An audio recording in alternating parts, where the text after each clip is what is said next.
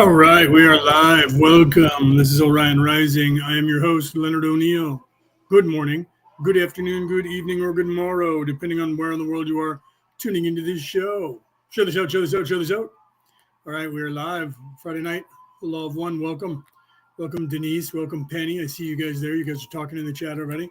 Share this out, show this out. I got to share it out as well. I was trying to share it out and I was having issues sharing it because my screen kept messing up, or at least I was scrolling wrong. And so by doing so, the banner was in the way telling me that I was sharing my screen, and that was causing me to then move the screen down and close the window that I was trying to share with. So that was annoying. So I had to take care of that. Let me take this banner down so you can see me here, and then we'll put me up into the full screen over here.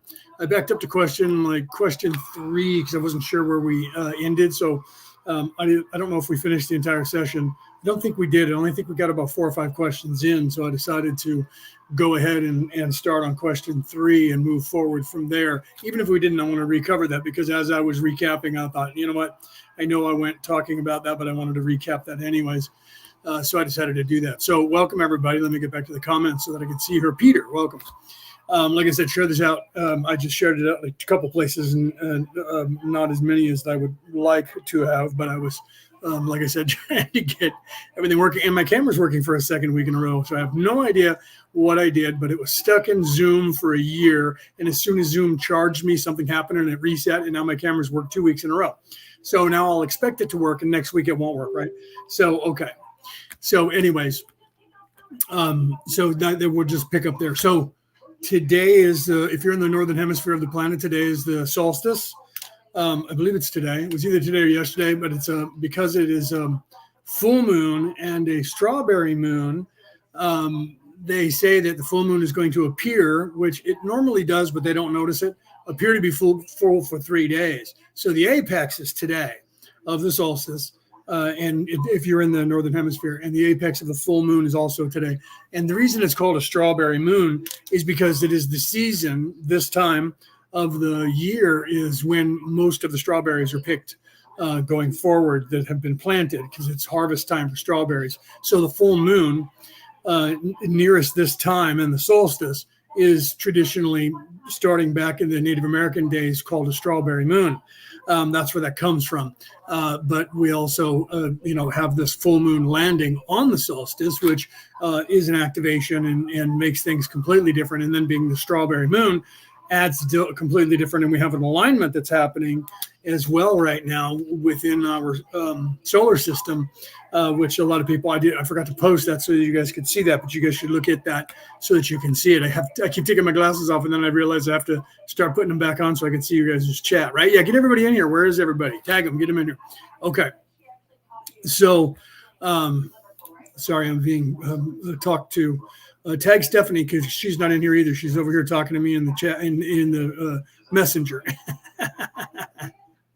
Right, she posted something from me, and I'm not sure what exactly it's. I know it's from the Bible, but I don't know exactly what section and verse. I'm going to read it to you because it's actually kind of cool. She posted it and I don't know which one it is, but it's the 22nd verse of whatever this is, and it actually says the lamp of the body. This is in the Bible. Okay, the lamp of the body is the eye.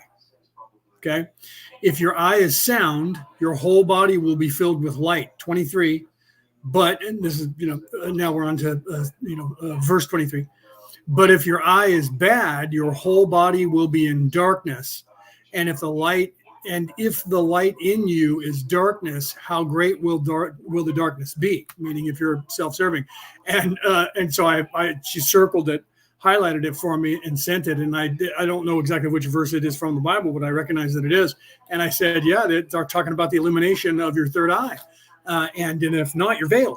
And she was like, and so many people, she says, and people think that the Bible does not have spiritual meanings. It does. And this is what I talk about. That's why I'm telling you guys this, because this is what I talk about when I tell people that the religions aren't wrong. They've just been corrupted into selling tickets or selling coffee. They're a Starbucks or a Walmart or a McDonald's. That's what they become, corporations instead of spiritual houses, which is what they were supposed to be. That now started thousands of years ago. Jesus was angry about the Hebrews and them turning the outside of the church into a bazaar where they were exchanging money and selling things every Sunday to make money. They do that now here in the United States. I don't know about wherever you are, but I know that every time I've ever gone to a Kaiser Permanente out here in California on a Sunday, almost all of them have a setup out front, vendors selling stuff. Now, I don't really get offended by that because sometimes you get some really good stuff out there. It's usually food and it's really good.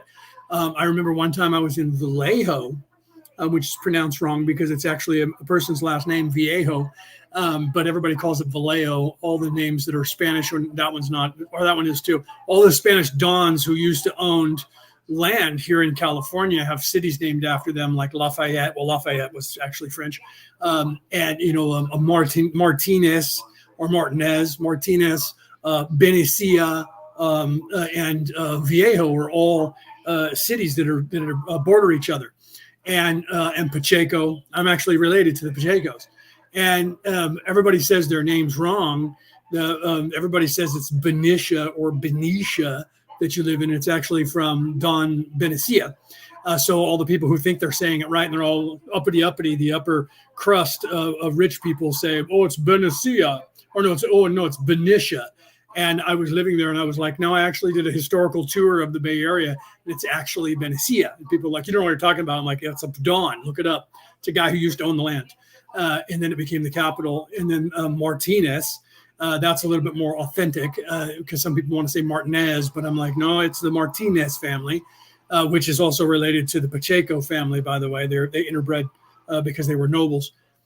And then Viejo, and everyone says Vallejo, right? And so it's the way Americans slaughter everything anyway, all the names of all the stuff. Like during the 1970s, the United States was in war in Vietnam, in the Nam. It's actually pronounced Vietnam. Same thing with, Iran. You ask the people over there what they call their country, they call it Iran, right? So we Americans slaughter everything, and you Irish know that. I've had a couple of you tell me that, the way we talk and how we over accentuate so many things, and especially the ends of words as Americans compared to the way the English, the Irish, the Welsh, and the Scottish talk, where they drop off. That's what we say. You guys drop off everything. All the ends of all the words over there, right? So Woo Riders, DJ, welcome. Thank you, right? That person says, I'm here looking forward to this since last Friday, my first time viewing. Thank you for returning. So I don't remember where we left off as far as the session. So I backed up to question 3. If we finish the entire session, that's okay, because I want to recover this because of what we were talking about. So I'm going to pick it up there for all of you guys that are out there. But like I said, share this out. I just got today update on my book. So wait, if you're in the North American half of the northern hemisphere of the planet, today is the first official day of summer. It is the solstice. It is also full moon in a strawberry moon. I mentioned that earlier. If you're in the southern hemisphere, I believe you guys are going into winter, or are you guys ending winter and going into spring because you're 6 months ahead? Somebody in Australia, let me know what exactly is the solstice starting for you over there. I think it's spring now, right? Because it wouldn't be, because it's only 3 months to starting. Because if this is summer starting, autumn. No, because winter starts in officially in late December or January. That's 6 months from now. So I guess you guys are in winter now. Okay, so let's start with that. Now, I just my book update for those of you. I just got the email in the last 2 weeks to proof the cover, front all the covers, and then submit those. But now I got the emails today to approve the entire layout of the book, front cover, back cover, layout, inserts, the whole nines. And when I went to open them, I wish I would have opened them earlier today, because now the people from my publishers are all gone home for the day. But there was a link for me to digitally sign so they can send it off to go start printing. And the link didn't work. Neither link worked. So I had to re-email back my handler and say, hey, those links don't work. And I tried it on my cell phone and on my laptop and reset my Wi-Fi. and it doesn't work, please advise. So they have to send me another link, and I won't get it until tomorrow. But that means that we already set the price of what the books are going to be for ebook, for soft cover, hardcover. So now it's just a matter of sending it off to start printing. So that's a good sign. That means in the next 30 to 60 days, then that book should be out. But I'll get you guys the date as soon as I have that. So Rick just woke up. Good morning. Good Saturday morning to you, Rick. Now, today's the solstice, Rick. So are you guys starting winter down there, down under, or are you guys now moving into spring? Because this is the first day of summer, official, the solstice today for us up here in the Northern Hemisphere, and you're 6 months ahead. So I'm trying to figure out if that means you're in officially past autumn into winter today, or are you guys officially past winter going into spring today? Or are you guys at that midpoint in the, like we get for Christmas, being that the solstice there being the midway point? So let me know what's going on down under, because I'm confusing myself. I could look it up, but I'm on the air. Okay, so we're going to start on session 50. What are we on? 52, question 3. We're going to start there and then move forward. So what Dawn is asking about is people traveling. They were talking about traveling without moving. They were talking about some people moving physically to travel long distances, and other people using their mind to project there, and then other people using their mind to move solid objects across great distances without moving. So Dawn was asking the questions about that, and that's where we'll pick up, and then we'll move forward from there. Okay. So June 22nd, winter starts. It says today's June 22nd. Winter starts June 1st. Oh, see, so our summer didn't officially start until today. Today's the 22nd of June. And before that, we were not in actual summer until today. Today is actually a summer. So it's the winter solstice, the midpoint of the winter solstice for you then, right? So it is the winter solstice for you. So it's our summer solstice. Okay, so it is literally the 6 months of that. Okay, so you're not moving into you're halfway through. So we're halfway through the spring going summer, because the summer's only like officially is only 3 months, and then we go into autumn. So that's the other 3 months before winter starts. Okay, so I was right. So it is the winter, so winter solstice, even though it's not winter for you, or it is winter for you because it's summer for me. So you're at the winter solstice point. We're at the summer solstice because it's 6 months. Gotcha, Chief. Okay, thank you.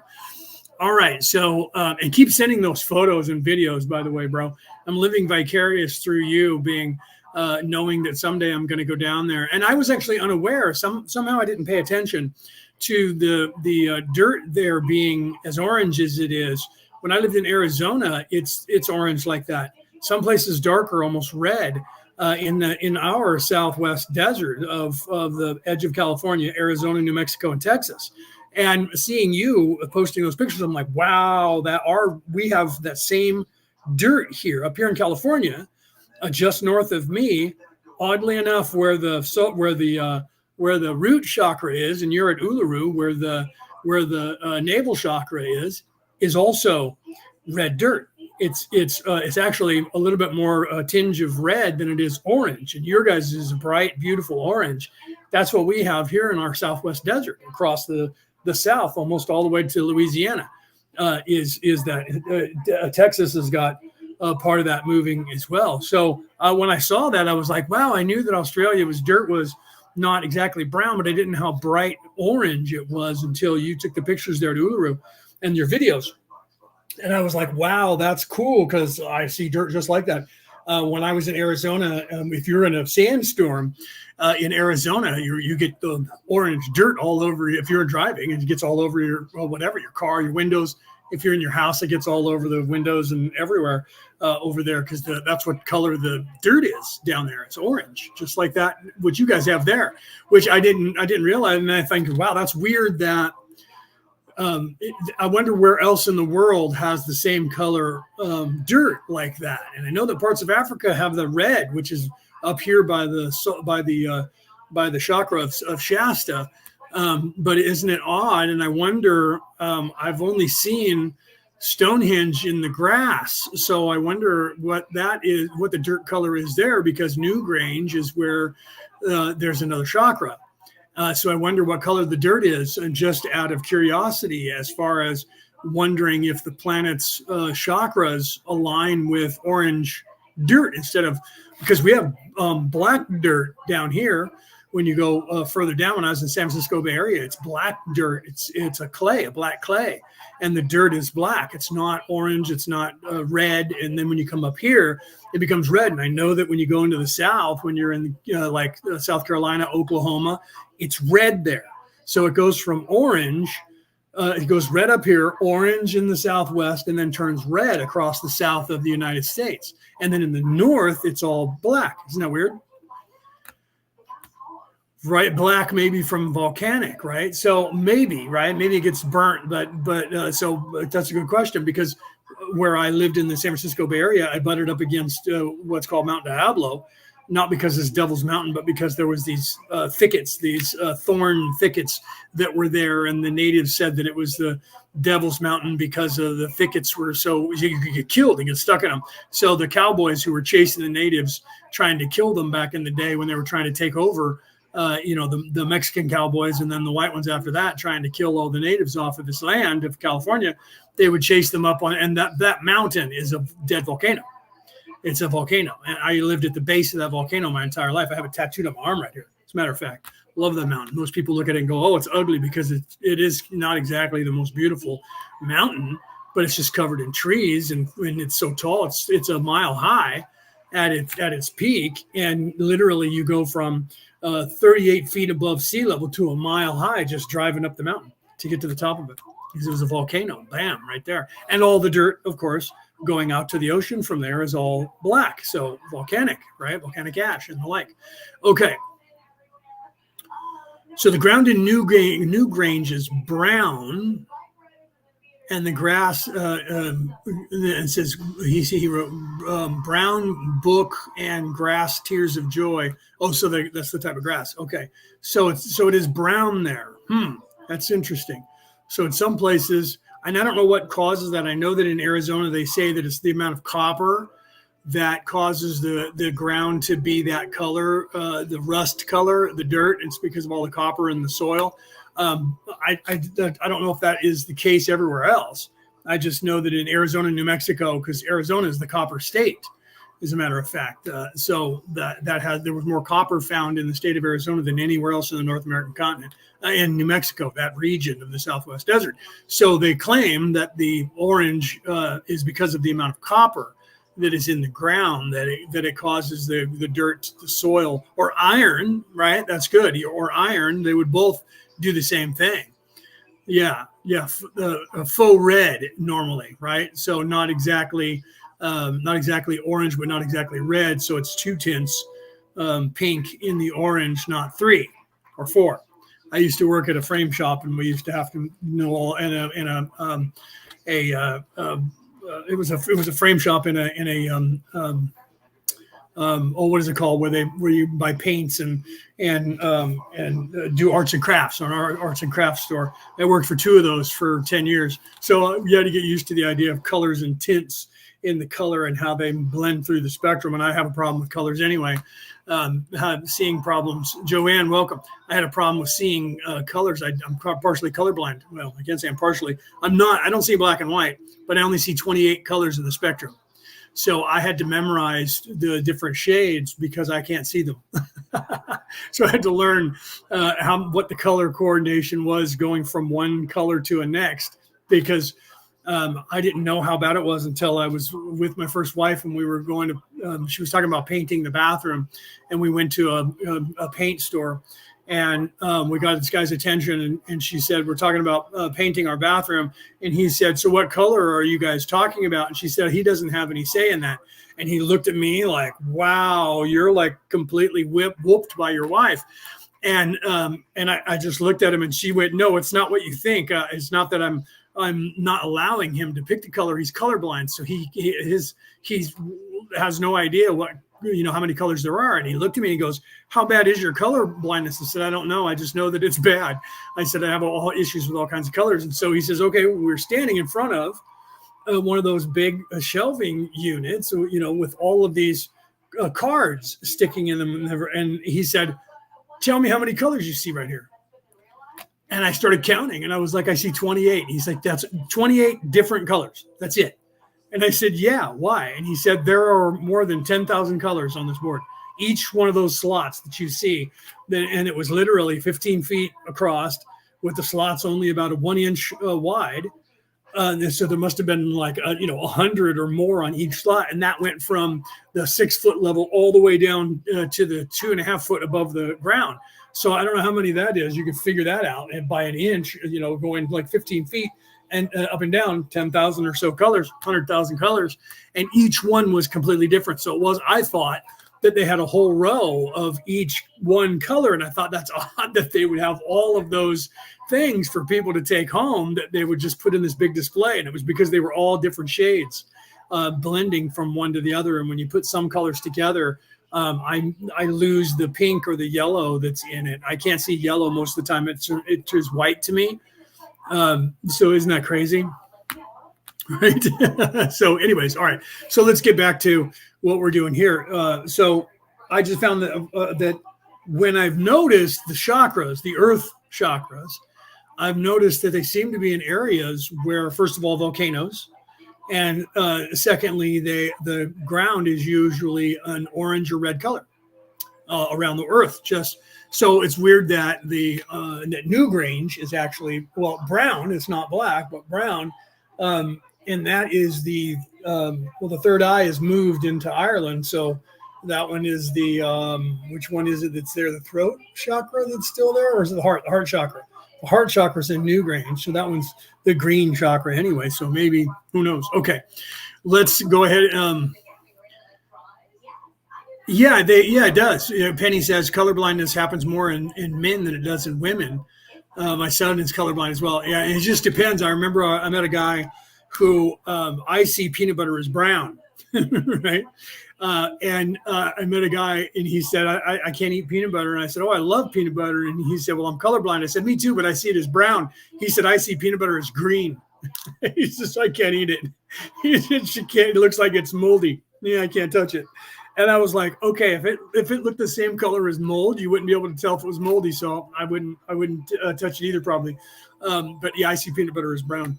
So isn't that crazy? I see some things like that. Women's makeup, to me, sometimes they just look like a crazy clown to me with their makeup on. And I look at people and I go, does she look like a clown to you? Or am I just seeing that? And people are like, no, she doesn't. She looks very pretty with that makeup job. I'm like, oh, okay. Well, my color blindness has me looking at her and I see Harpo, the clown. She just needs a red nose that you can go on. And they're like, really? And I'm like, yeah, especially when women wear red lipstick. There's a certain couple of shades of red lipstick that I look at and I go, wow. And if they have bigger lips, I look at them and I just wear the big shoes, Isn't that crazy? But the good thing is that camouflage doesn't work on me the way it works on all you guys. It confuses your brain, and people can blend into the environment by wearing camouflage. Because I have problems with colors, you can't do that for me. I don't look. You guys don't rely on motion. You guys rely on color because that's what you have. I don't, because of having the color blindness. I look for motion, not color. And then if somebody is wearing, unless they're wearing a ghillie suit, which everyone doesn't understand what that word is. That word actually means a people suit, by the way, or folk suit. It's a Scottish word because they invented the ghillie suit. But if you're wearing a ghillie suit, you can fool me a little bit longer because they actually take part of the environment and stick it in the suit. So they literally look like a bush, and they literally use the bush that they're trying to hide behind or the environment right there to do it. But camouflage doesn't work for me. Not very long at all. The second I focus, I have always been able to see somebody wearing camouflage trying to hide, always, even the paint. Where other people, I'm like, there's a guy right there. So I was one of the guys that the military would use to pick out snipers, and they would have to try and hide. And so they don't want you having color blindness, but they will employ you to help them train people and snipers. And I could look through binoculars or be in an area. But I also am tuned into motion. So if you move at all, even your breathing at the wrong rate, I will see that movement. Isn't that crazy? No, I'm reading what you guys are saying in the chat. Okay, so So Rick says, I spoke to a optometrist over the phone who I only been to once. She said that one pupil or one eye is oval shaped like a football instead of a circle when you've been would have been nice to tell me that when I was testing my eyes. Oh, well, that's not good, right? Yeah, that you have a problem with that. Well, you can just wear glasses, I guess, to I don't know what they would do to fix that. Oh, because I don't know anything about that, but yeah, okay. So let's get off of this stuff and let's start with the law of one. Okay. So like I said, share this out and we'll get started. I'm gonna do a sound test. Like I said, we're gonna start back on question 3 because I don't remember how far we got, and we're literally talking about now moving the wormholes, people mentally projecting, and the difference between each dimension, because in the third dimension here, we're just starting to crack that ideology open of being able to astral project. So there's not very many people who can do it that way yet in the third dimension. So Dawn asked the question of fourth, fifth, and sixth dimension or density. What is the ratio? This is what I believe the question is that we're talking about now, of people that physically move or use the slingshot method. We talked about that last week, or mentally move from one place to another by projecting to where they're going to. Okay. So let's do a sound check. You guys let me know if you can hear it okay, and I'll turn it up if you need to. 52.3 Questioner. I would ask this question in order to understand the mental disciplines and how they evolve. Do 4th dash, 5th dash, and 6th density positive or service to others orientation social memory complexes use both the slingshot and the personality discipline type of effect for travel, or do they use only one? Ra. I am Ra. The positively oriented social memory complex will be attempting to learn the disciplines of mind, body, and spirit. However, there are some which, having the technology available to use intelligent energy forces to accomplish travel, do so while learning the more appropriate disciplines. 52.4 Questioner. See, so literally that was the question asked right there by Dawn about fourth, fifth, and sixth density, and now Raw is explaining the evolution of, and he'll go into more details, explaining the evolution of the percentage of people as they transition, start moving into the different forms of travel that are not physical in the physical sense, because as you move up, fourth, fifth, especially into the sixth, and he talked about that, how if you get halfway through the sixth, they get very confused and they don't travel much at all because at that point they're stuck and they realize that. And then they have to admit it to themselves that they are, and then repent and go back to being in service to others to continue moving. So you're literally losing your physical body as you move up fourth, fifth, sixth. Halfway through the sixth, you end up with, by that time, you have almost no physical body left except for the spiritual and being of light in this physical place. That is what represents you to the physical place, is the light, your shining of the light. Like when people say the light of God or whatever, right? They start seeing that. Okay. So thank you. Thank you both to Peter and to Denise for letting me know that the sound is good. All right, let's continue. Then I am assuming in the positively oriented social memory complexes that a much higher percentage of them use the personality disciplines for this travel. Is this correct? Ra. I am Ra. This is correct. As positive fifth density moves into sixth, there are virtually no entities which any longer use outer technology for travel or communication. 52. See, so literally going from fifth density into sixth, there you go. No one is using physical machines for communication or travel anymore. So by the time you get into the sixth, your physical body is almost completely gone, and you're already transitioning into doing all travel mentally. So you're literally, if you were to go to the third dimensional Earth and try to physically have people see you, you would project your mind there, astral project, and then construct a human or whatever body so that they would mentally believe you were standing there, which is what Ra says they did when they got here in Egypt back in the day. Okay, so let's continue. 5 Questioner. Could you give me the same information on the negatively oriented social memory complexes as to the ratios, how they use the slingshot or other effect, personality disciplines? Ra. I am Ra. The fourth density negative uses the slingshot gravitic light effect, perhaps 80% of its membership being unable to master the disciplines necessary for alternate methods of travel. In fifth density negative, approximately 50% at some point gain the necessary discipline to use thought to accomplish travel.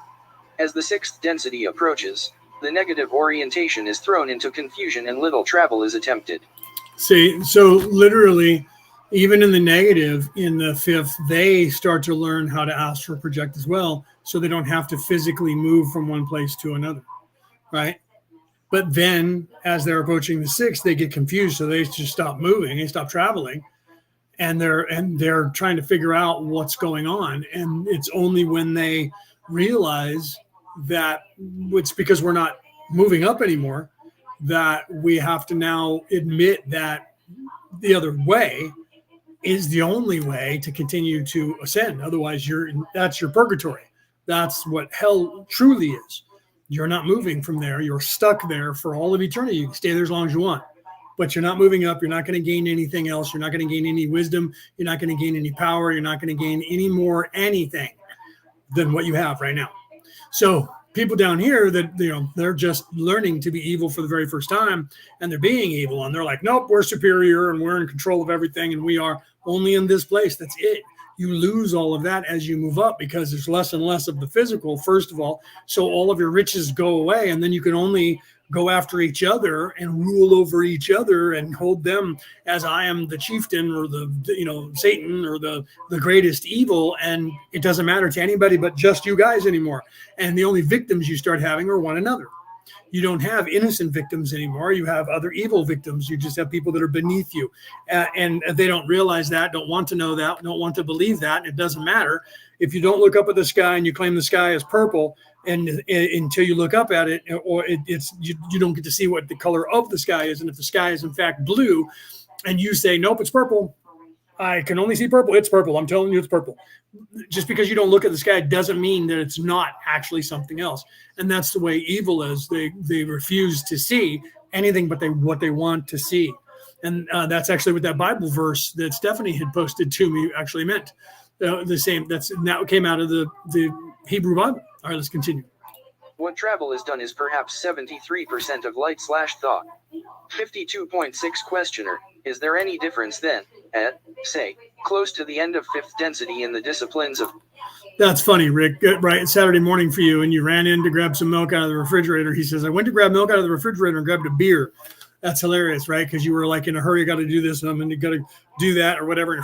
What am I doing with a beer? That's funny. That is funny, brother. All right, here we go. Personality required for this travel between positive and negative orientation.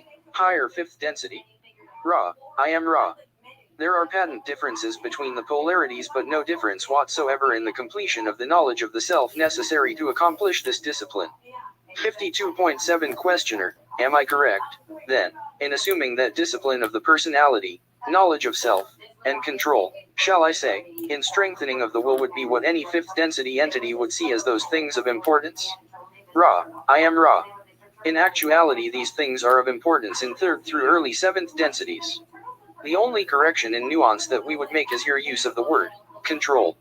It is paramount that it be understood that it is not desirable or helpful to the growth of the understanding, may we say, of an entity by itself to control thought processes or impulses except where they may result in actions not consonant with the law of one.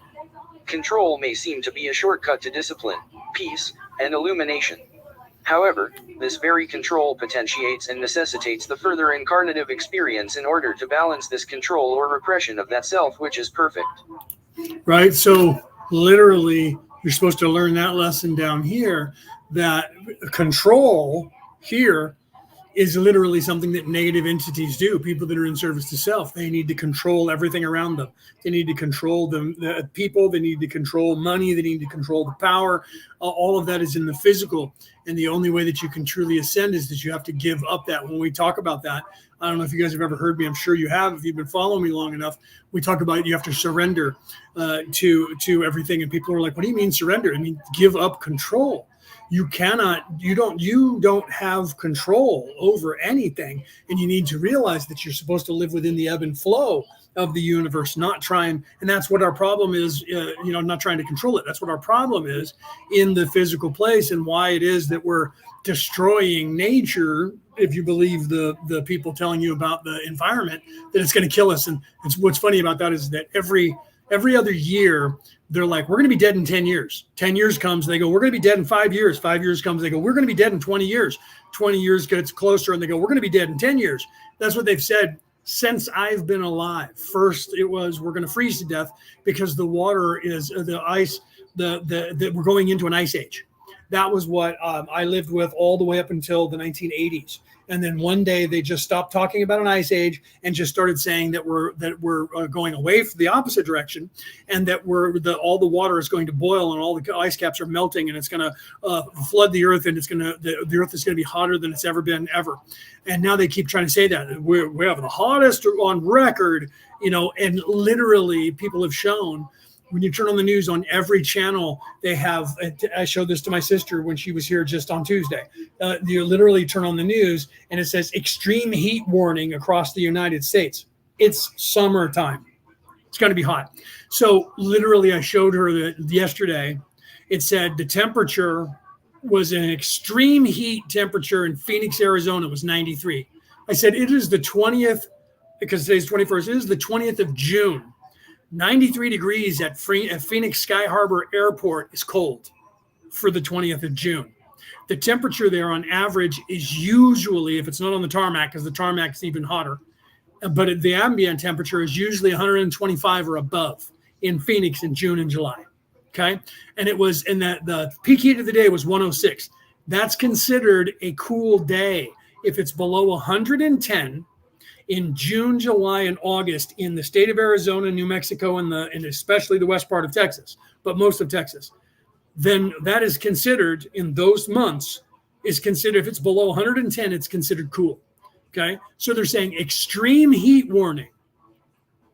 There was a guy that showed the news, and he showed the news showing the national temperatures at the exact same time in 1969, 1975, 1985, 1995, 2005, and the average temperature between June, July, and August across the United States was the same average.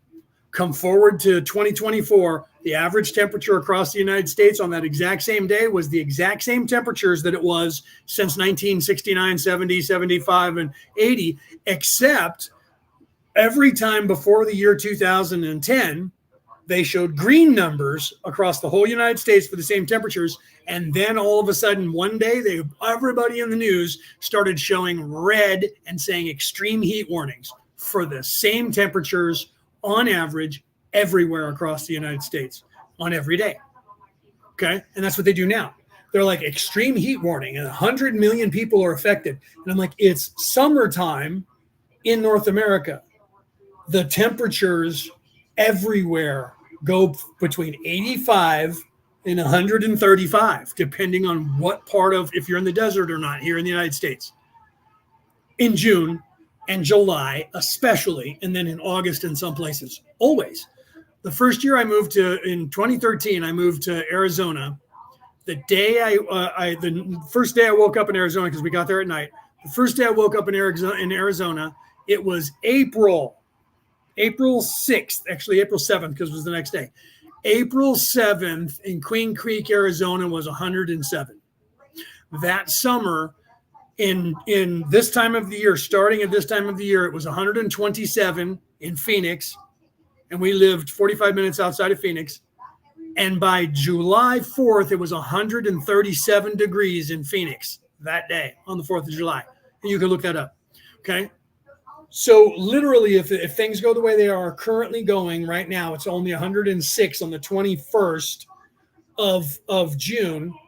July 4th will probably be about 117. That's a cooling trend for the state of Arizona. That's below average. Okay. So they're lying about that. And then they're claiming we're all going to be dead in 10 years now, because 2 years ago they said it was 12 years. So some of us pay attention to that, and they just keep pushing it out further and further and changing the dates to get you to believe that we're all going to die. Right. And here's the thing. Here's the other thing that I want to announce. Some of you may already know about this because it might be going on in your country, but all car companies have decided that the electric car is just completely useless. Nobody wants them. People who are buying them are turning them back in because they're crap. And all the car companies are now revamping over here in the United States. They are, and they're all going to hydrogen. And you're going to see pushback for that. And let me explain to you why. If you know anything about hydrogen cars, you don't need me to tell you this. But if you don't, here's why. Okay. Hydrogen cars, the only thing that comes out of the exhaust is water. So as you're driving, water is trickling out of the back of the exhaust. So people are already starting to panic with, what are we going to do on the cold days when it's frozen and everybody's driving? And if they have a hydrogen car, we're going to have nothing but ice slicks. Oh, you mean like as if it's raining and it snows, and if it's raining and it freezes and we have black ice, which already happens anyway. So now they're trying to say, well, then everyone's going to have to start using those tires that have the little metal spikes like cleats on football and baseball and soccer shoes have. They have the same thing on tires. The first time I saw them, I was 8 years old here in California, and my cousin had them, and we were up in Tahoe where their cabin was, and we got in the car and it was going. I was like, "What the heck why is the car vibrating?" And he pulled over and got out and showed me, and they have steel spikes that are rounded that crush the ice when you drive, so that you don't have to worry about black ice.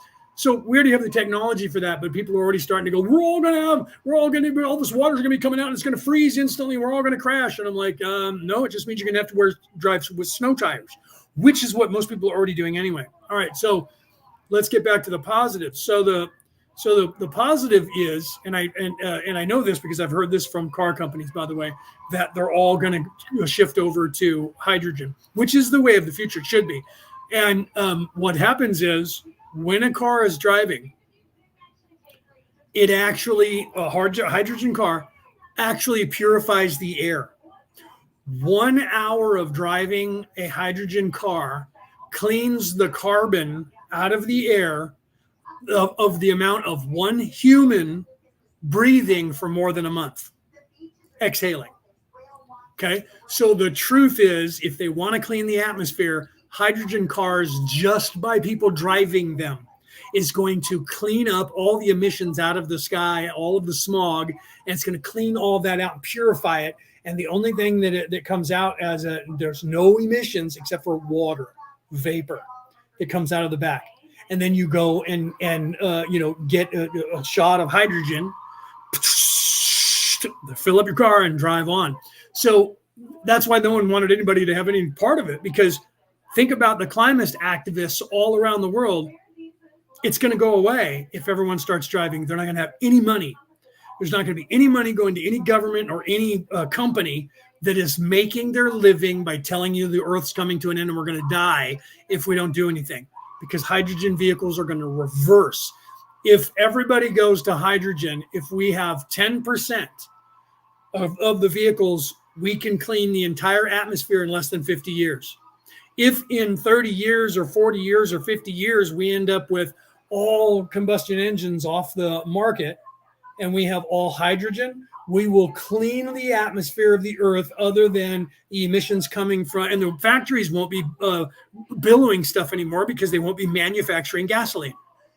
So all of the smog in the world is going to be gone and reversed in 50 years if we start driving hydrogen vehicles. It'll take about 10 years to fully get all of the charging stations in place. So the truth is, it's going to take about 50 years to get a conversion over. But that's normal anyway. It's what they should have been looking for with electric cars. But they were trying to get everybody to switch in 8 years, forcing everybody to switch to electric cars in 8 years when the infrastructure was not even there. The infrastructure for hydrogen is going to take a while as well. But it's going to be faster. And it's 100% better for the environment. You can look that up, right? So why wouldn't they want to clean the world, Neil? But why wouldn't they? Well, because they're making money off of it. They're the ones causing it with fossil fuels. And then, I even showed you guys that literally there was a guy that was filming and he showed you that there was a diesel generator running. And what was it powering? All the bank of electricity to charge the electric cars. Okay. Because 80% of all electricity is created by fossil fuels still.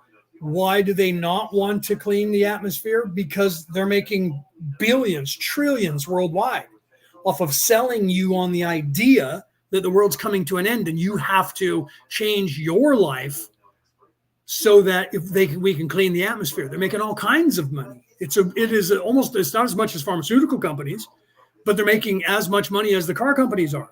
So they don't want that to go away. It's their cash cow. Anybody who is a scientist who is making a living, or a company who's making a living with that, they're going to lose their jobs, because now they'll still have a job if they want one, but it'll be just showing how well everything's going and that we're all fixing the atmosphere. You have to realize that this system that you're living under is not designed to help you. It is designed to hinder you. I was just watching I don't know if I forwarded it to you guys, but there was a guy who literally was a farmer, and he was showing you how to live off the grid and start going back to growing your own food and having chickens. And he was telling you what they're doing. What the environmentalists are claiming that people who are farming chickens on their own are the biggest problem with bird flu, because they're not doing it right, and their chickens are somehow causing the farms that are the big corporations who have chickens that are there for sale for the rest of the world. Somehow this farmer from downtown with 5 chickens, his chickens are sickly, and somehow that's transferring to the farms of these corporations. And that it's not the corporations that are causing the bird flu, it's the individual. And the reason for that is they don't want the individual growing their own food. They want to, and they're trying to regulate that. In England, for instance, you have to register how many animals, so they know how many animals that you have, how many chickens that you have, that you're growing eggs. You have to tell them. You have to have permission to do that. They are controlling. Here's how this is on point. They are controlling every avenue, and they're trying to lower the amount of food that you can grow in your own house, because they don't want you having too much, because they don't want you giving it to your friends, family, relatives, or selling it, because they're trying to keep you from starting your own company and becoming their competitor. Do you understand that? It is the same control that they have by not teaching you how to succeed and create your own company and become a competitor of theirs. They have the courses in schools there for you, but they don't make you take them, and they don't advertise about them. The ones that they advertise about are all the worker bee slave programs, not entrepreneurial programs that will have you compete with them. So you don't know how they made their millions. You don't know how they're keeping their millions, because they're not allowing you to learn that. And people who go out of their way and go, how did those rich people get rich? What are they doing? How did they get that big? Those people go and look for the courses on how to do those things. And then they start applying the exact same method that those guys did.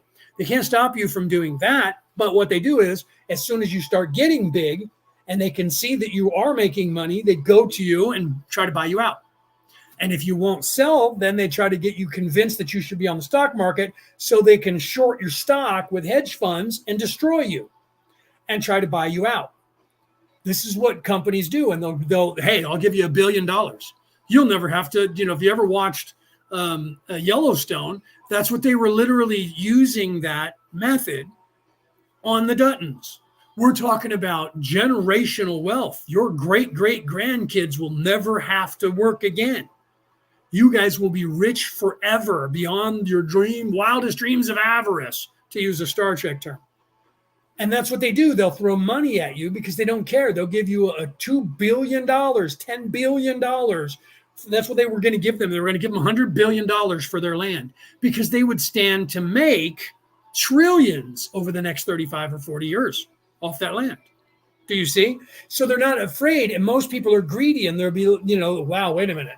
Right? Rob Portnoy, same thing happened to him. He created an app And it became worth $1 billion. And they came after him and they were going to destroy him, and they bought it from him. He sold it to him. Took $1 billion. Then they ran it into the ground, couldn't run the damn thing, sold it back to him for $1. He took it up to $1 billion company again.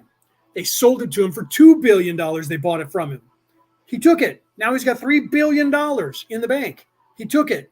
They again destroyed it, couldn't run it, and ran it into the ground, and they wanted to get rid of it. He said, I'll take it. They gave it back to him a third time.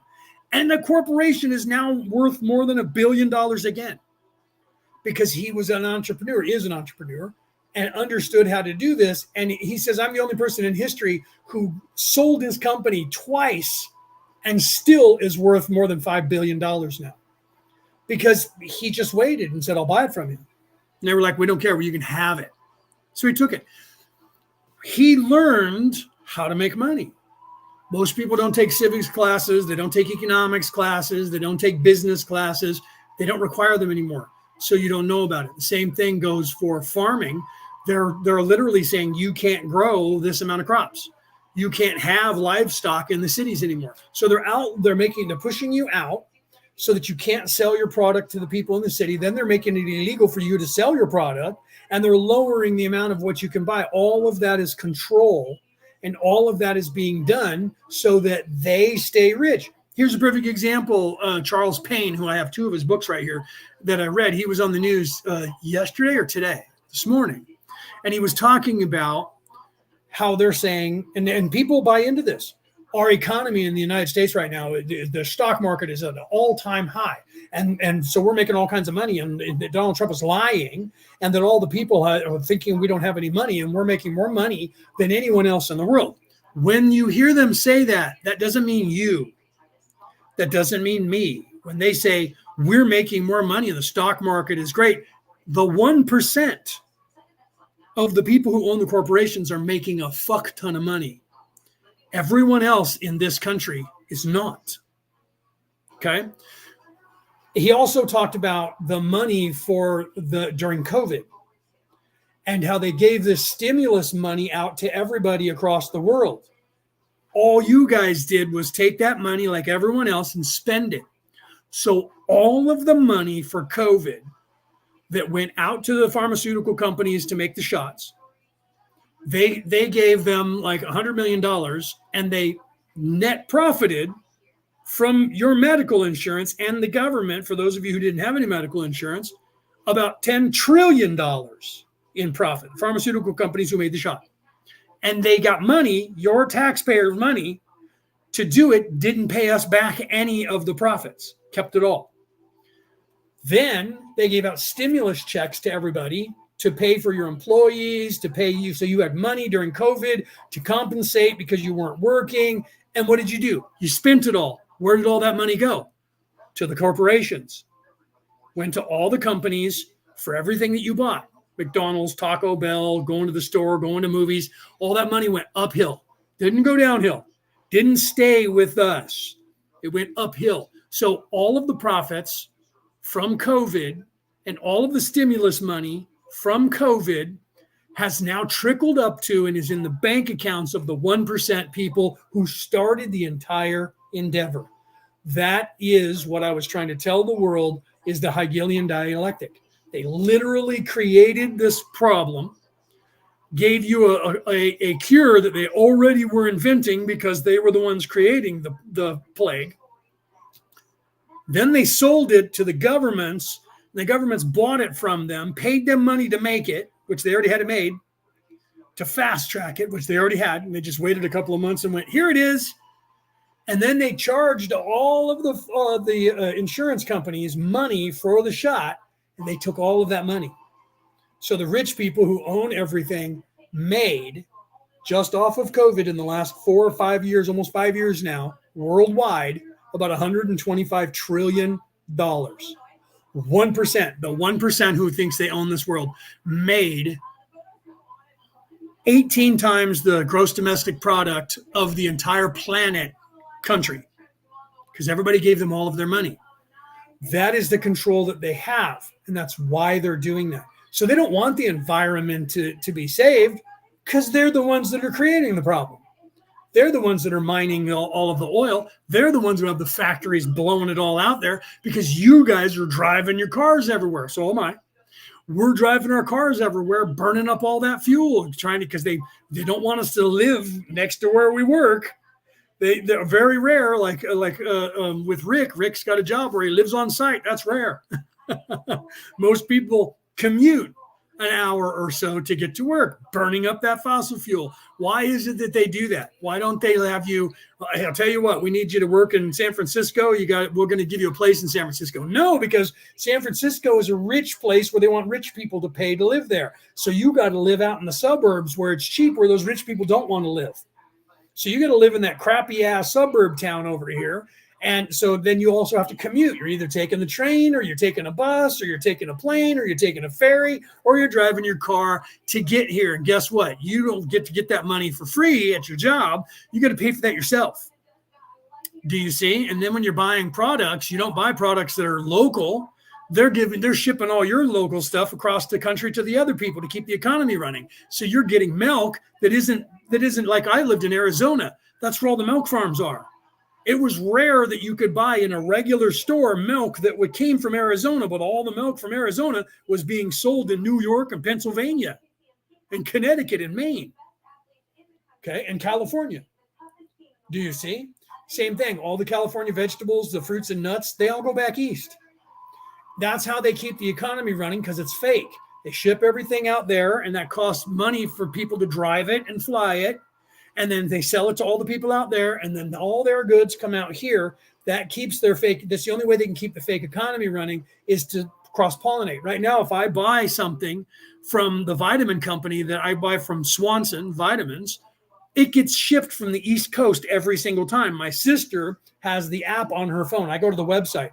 She says if I buy it on the app, it comes from California.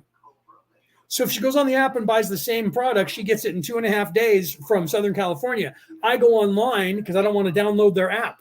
I go online to their .com and I order it, and it ships from frickin' Pennsylvania all the way out here, and it takes 7 to 10 days to get here. My sister orders the same product and she gets it in 2.5 to 3 days. Snail mail. That's how they do things. You're unaware of that. You don't realize.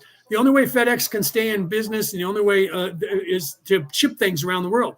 If people aren't shipping goods around the world, they don't make any money. So if you're not buying a product from China, FedEx goes out of business. Do you understand that? That's how that, so they don't want anything to change. They want it to be status quo, and you living in fear when they change the narrative. And they'll do this in probably another 20 years, if that. All of a sudden, they'll be telling everybody, nope, everything's going to freeze. We're going into an ice age. That's the way it was in the 70s. That's the way it was forever, starting in the 40s, the 50s, 60s, 70s, and then it was in the 80s or in the early 90s, somewhere in the late 80s, early 90s. One day, all of a sudden, it was global warming. And prior to that, it was global freezing, okay? And they didn't give any explanation as to why things changed. And if you push them on it, they go, well, we did more investigation. We have better techniques now. And we realized when we went up there that the ice was melting. No one noticed the ice was melting for 45 years until, was there nobody checking that? And then all of a sudden you guys returned to the ice after 40 years and said, wait, this is melting. And that's what they have you believe, that nobody was looking and noticing. The people are living up there in Greenland and in Iceland. And nobody seemed to notice in Greenland and Iceland that the big ice sheet that was out 5 miles is now at their doorstep, and all that's dirt now. No one saw that until scientists came from the United States and walked up and went, didn't the ice used to be out here? Oh yeah, a long time ago. How come you didn't tell us any of that? Because I don't know. Do you see? That is the literally what they're trying to sell. Why? Because they're making money off of it. That's the whole purpose. That is what was in the handbags. This is what Raw's warning about. The entire endeavor. People think, let's get into that, right? Let's get into that before we continue with what we're talking about here on in this session. Let's talk about the overall picture of what Raw's warning about. The Orion Crusaders coming here, who you know is the Anunnaki, with the little controlling of your pineal gland, the cone in their hand, and the little handbag and the scrolls in their waist. Everyone says, well, that's the plans of how to create this civilization. and they control it. What does that entail? That's where it stops with 99% of people's idea or understanding or understanding of what that whole endeavor is. Well, they created this society and they control it. So to what extent, what exactly does that mean? Everything I've just said to you in the last 25 minutes, almost a half an hour, is a definition of what is in the plans, in those scrolls. All of those controls. I wish I had I didn't have it. I don't have it put up. I'll put it in the class chat. So those of you who are not on Messenger who are listening to me around the world, you're going to have to message me and I'll send you this. I got this from somebody who was posting it online, and it's literally, they put together, it's a photo that they put together the timeline of the Orion Crusaders, the Anunnaki, from the time they got here and their control and everything they've done. And when you first look at it, it looks like it's complete chaos until you start reading something and then follow the arrows that are pointing from one place to another. And it's all from different timelines. And it literally tells you the history of this world, the second that the Anunnaki got here, the second that the Orion Crusaders got here, and everything they've controlled. And I still haven't read it all, because when you look at it, you got to zoom in. You zoom into a corner, it could take you an hour to read all the stuff on the corner, and it's going to send you out of the corner. And there's other arrows coming back in that you're going to look at, and you're going to go out. And everywhere you look on that entire 8.5 by 11 photograph, you have to zoom in to read all the words. And it is just in the entire history of the world, not military history, not religious history, but the control mechanism and the influence of the Anunnaki, the Orion Crusaders, from beginning until today. And I was given that, and I'm like, I still haven't read all of it. It's like the Book of Kells. It's going to take somebody eons. I don't know who created this. And I keep trying to verify it, because I'm looking at it and then going, oh, let's authenticate this. So I know that it wasn't created by some AI, right? Because AI always has mistakes, because AI goes by the lies and the truth on the internet. And the AI doesn't discern the difference between the two. AI just grabs everything off of the internet and slaps it together. And then some AI is designed so that you can recognize it. And people point that out, where AI puts spelling errors, or they double letters in words. And that's done part of the programming. They haven't figured, those people are being honest so that you see that it is AI. The other people who are evil are trying to program that out so that you don't notice the errors from AI. And so the AI is just giving you this stuff. And that's where people are like writing their term paper. Some guys did that in their law class, and they wrote their final exam, their term paper, had AI write it. And AI was inventing, creating complete cases. And the teacher was like, this case doesn't even exist. Where did you get this information from? It's not real. What? And they got caught because they used AI, and they had no idea that AI just made up cases for them. They thought AI was pooling real cases from the internet, and they were going to get away with it. So they haven't perfected AI, thank the gods. But everything that is the control mechanism of what they're doing and just how vast it is beyond your rational capacity for rational thought. Because everything is, when you think of it and somebody says one of these things, or any of these things, or a lot of them, you're like, that's a conspiracy theory. But when you see somebody actually put it down and show you the proof, this is the timeline when this happened, you can look it up in history, and then this is where it's attached. And when other events happened at that exact same month and year on the world, and what they're attached to, and who created them. And you can look every one of them up and fact check them to see if it's true. I've done that since I've gotten it. And some of it I already knew, so I didn't have to. But some of it I was like, is that real? Let me look that up. Wow, okay, that really was that way. And those people really did do that. Let's look up some more. Okay, so you can spend the rest of your life trying to fact check what these guys did. And I'm sure that some people are going to do that, because they're going to go, there's no fucking way that somebody put all this together and it's accurate. because I thought the same thing. So I held on to it for a while I was looking it up before I started giving it to people. And every time I've done that, I'm like, this is legit. So I'm giving it out to people to look at because it is insane, because you can say this isn't true and I'm going to prove it. I'll wait. You can run after it all you want. Go down that rabbit hole, because there's got to be millions, no exaggeration, millions of dates and things that they have done that are all connected in ways that no one realizes. And somebody put it all together. Okay.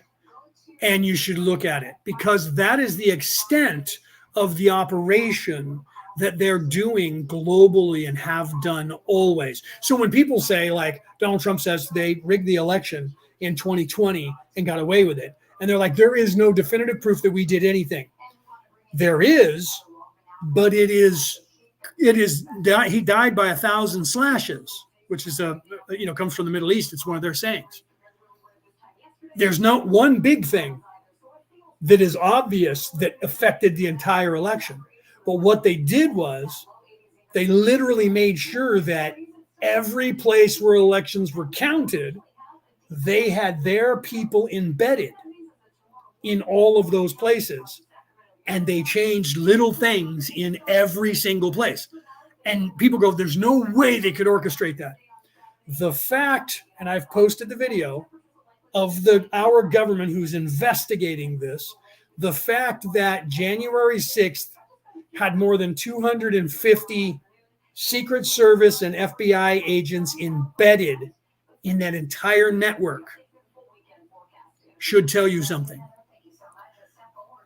Literally, it's beginning to look a lot like Christmas, beginning to look a lot like everything was orchestrated by the Secret Service, the CIA, the NSA, and the FBI. Orchestrated. January 6th was a coup orchestrated by internal deep state personnel. Every bit of it. The people who went to march, who were drummed up to, we're going to go and march and break the windows. The people who went there to do that literally had 10 FBI agents embedded in their group online. And they were the ones stoking the fire to get people to do that. And some people found that guy who was standing there going, no, we're going to go into the Capitol. They were filming him going, this guy's a Fed. Why is it that guy who was claiming to tell people on video, you see him going, no, we need to break in those doors and go into the Capitol. And he was in multiple places for 3 days prior to that, drumming people up and then waving them on, go, go. Why is it that our federal government said, no, we checked him out and he's fine? But a 67-year-old, 68-year-old woman went to jail because she walked into the state capitol after somebody broke the windows. But that guy, who was literally telling people to do that and create violence and break in, no one even knows where he is anymore. He disappeared. He's still alive. They found him in Texas. But nobody can touch him. The second you go near him, the FBI shows up at your house, even if you're the federal or police from a state, marshals, and they tell you back off or we'll put you in jail. Why? That's true. You can look that up. I'm not making this up. It's not a conspiracy theory. And if you don't believe me, let me know and I'll give you the interview. I'll send it to you, the interview where literally a congressman from our government is telling Tucker Carlson about the entire investigation. But they even know there's so much information that they've done, just like that paper that I have. There's so many things that they did on the fringes that they have thousands and thousands of hours, tens of thousands of hours of information to go through, including all the videos that were recorded inside the Capitol, where they have like 10,000 hours. There's so much information that it takes so long for them to go through. They don't have the time or the money to do it. And so they're literally outsourcing it to the people around the world to look it over, crowdsourcing it, because it's the only way they're going to be able to unravel it all. That's the measure of their resolve. They are so complicated in what they do that they can look at you and go, conspiracy theory, prove it. There's no proof. It's the same thing that the Bidens did when literally the Russian guy was bragging, and this is on the laptop that they claimed it wasn't even real until they're using it in court. And now all of a sudden it's authenticated and real. But from 2016 or 2020, actually in 2019, from 2019 through 2020 up until 2023, that was fake and it was Russian disinformation. And now it's actual fact because it's actually being used in a court case against Hunter Biden. So all of a sudden now it's real and it's authenticated and everything in it is real. So all the stuff that everybody claimed earlier about that same exact laptop is true. But they told you it was a lie and they were making it up until after the election. And now that it's actually been logged into the court case, it's actually, they're saying, oh, it's actually true. All right, hold on. My mother's scratching her leg and I can't let her do that. So hold on, I got to stop her. Wait, she stopped. She starts scratching herself and she'll do that until she bleeds. It's just what she does. Old people get dry skin and they start to do that. So she was going after her leg and I was like, whoops, I'm going to have to go stop her because last week she scratched it until she was bloody.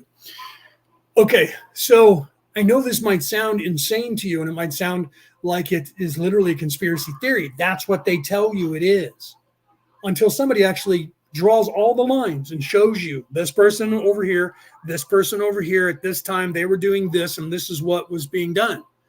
And when somebody shows you that throughout the entire history and they start connecting the dots for you, the only thing you can do is you have to look at it and go, I got to look this up because this can't be true. Because if it is, then there is an organization that is the 1% rich people on this earth that have literally been and are controlling every aspect of everyone's life or attempting to at all times. This is what Raw is trying to tell you between 1981 to 1984. This is exactly what Raw is telling you is and has been happening on this earth. If you know, if you've read The Law of One, or if you've listened to anyone who's played it for you, you know this to be true. So it's not just, oh, there's these two people, groups of people, those in service to self and those in service to others, good and evil. Well, that's normal. And that's all that's happening? Of course. And there were these evil people that showed up here and everybody knows them as the Anunnaki. Yeah. It's just like our politicians and they're all related. That's it. It's that simple. That is what you think. That is not the reality. This is why I wrote a book that is called The Reality About Reality, Returning to the Old Ways. Literally in this book, which should be coming out in the next couple of months, it depends on how long we're about ready to get it. I would have gave them permission today, but the buttons didn't work. And I had to email back my publisher and I'll probably have to call them tomorrow because I had to electronically sign saying, yes, I approve the final scope of everything. The editing was already done. The pictures were already done, covers, all the stuff written on them, all of that's done. And then they were like, here's the proof of what we're about to print. Do we have your permission? And I was trying to give them permission today and the buttons didn't work. So I have to give them that. And then it's going to go into production. And then I'll have a date on when the book will be coming out. And in that book, I'm telling you in there and showing you in there this, and not just the politic of it, not the religion of it, of evil, but showing you where in reality the opposite information still is, still there. All the religions are not completely wrong. They're not at all wrong. They've been corrupted. But you pick up a Bible from any religion and it's still in there. The information is still in there. And I'm furthering that with the next book, which I'm already writing, which is going to be, at least at this point, titled Returning to the Old Ways, which is the subtitle of the book that's about to come out. Or it's just going to be called The Old Ways. That is going to show you the correlation of how things were, and that it's there in all the books, in all the tomes, in all the scrolls. It's actually there, and people are overlooking it because they're looking for everything in the flesh. They're looking for, well, they have to find the oldest scroll because it appears that all this information is identical to each other. So they don't think, what if that's just all of those people in history in all of those different places learned the same knowledge and then wrote it down? No one thinks that. They immediately think they had access because they lived in a time, they probably read that scroll, and then they invented their own scroll that sounded just like that scroll. So we have to keep looking, because somewhere out there is an older scroll that we're going to find. Well, what happens when they find that scroll? They're going to keep looking. Well, that's this one, since all the other ones were based on this one was probably based on another one. So instead of looking, they're looking, trying to find the forest, and there's trees in the way, and they're cutting the trees down to find the forest. That's what they're doing. They can't see the forest through the trees. Instead of going, look, it appears, and this is what I'm doing, it appears that every culture on this earth, even though everyone claims they never had any contact with each other, if that's the case, which is what they're all saying in academia, those people didn't meet each other. Okay, let's assume that. Let's just go with that. How then is it that they all came up with the same information? It's the circular argument, because then they go, well, that's because they must have met each other. So a second ago, there's no way that anybody were global, and they were all a bunch of skin-wearing, animal skin-wearing people that were cavemen. They had no contact with each other, except when you question how they all came up with the same information in their religions. Then it was, well, obviously they knew each other, and they all just borrowed the other guy's stuff. So now the same people will have you believe that all cultures knew each other and there were global empires. No. They just went there and found their scroll and brought it back and copied it. Oh, okay. So they were all just cavemen, and somebody went over and learned their language and found a scroll, then ran home and said, look what I found. And they said, good idea. And that's how they all got it. But none of them were intelligent. No, obviously, because they all have the same information. So it must be an older scroll. That's part of the control to keep you looking for the land of milk and honey. So instead of focusing on what it is that's in common to the entire planet throughout all of time, you're looking for another scroll that's older. That is what all theologians do and all historians do.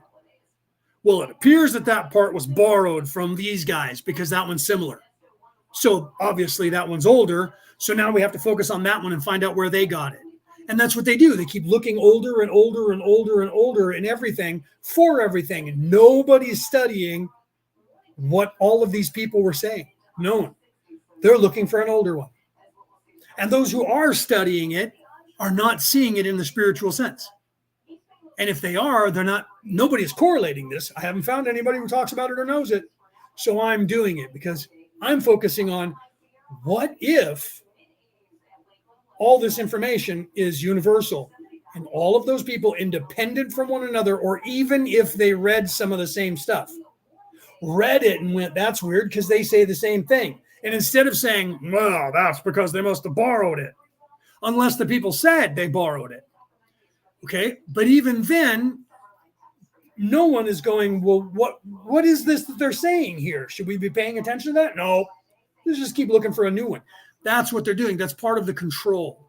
Do you see? So this is what my book, The Reality About Reality, Returning to the Old Ways, is about. It's informing you that this information that the Anunnaki, that the Orion Crusaders brought here with them, was how to control all of this, how to create all of this, how to control all of this, and how to make it look like there is no control of all of this.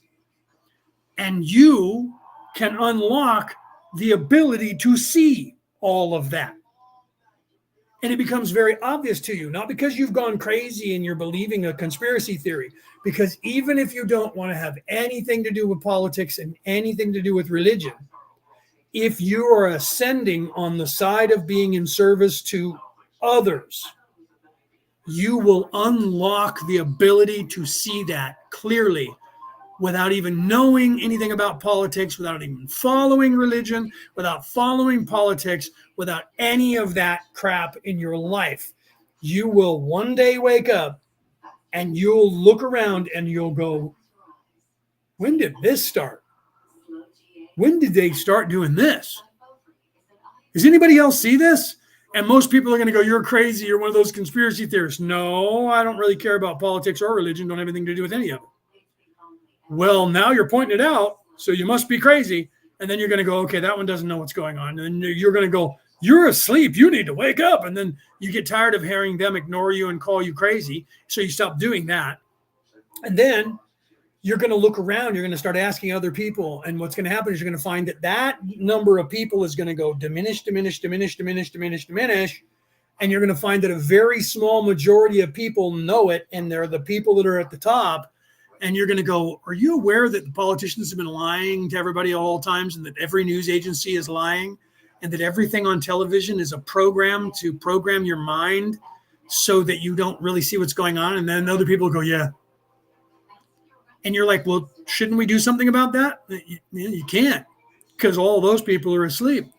You can scream it to the high heavens and no one's going to care what you say. Well, then why should we do anything about it?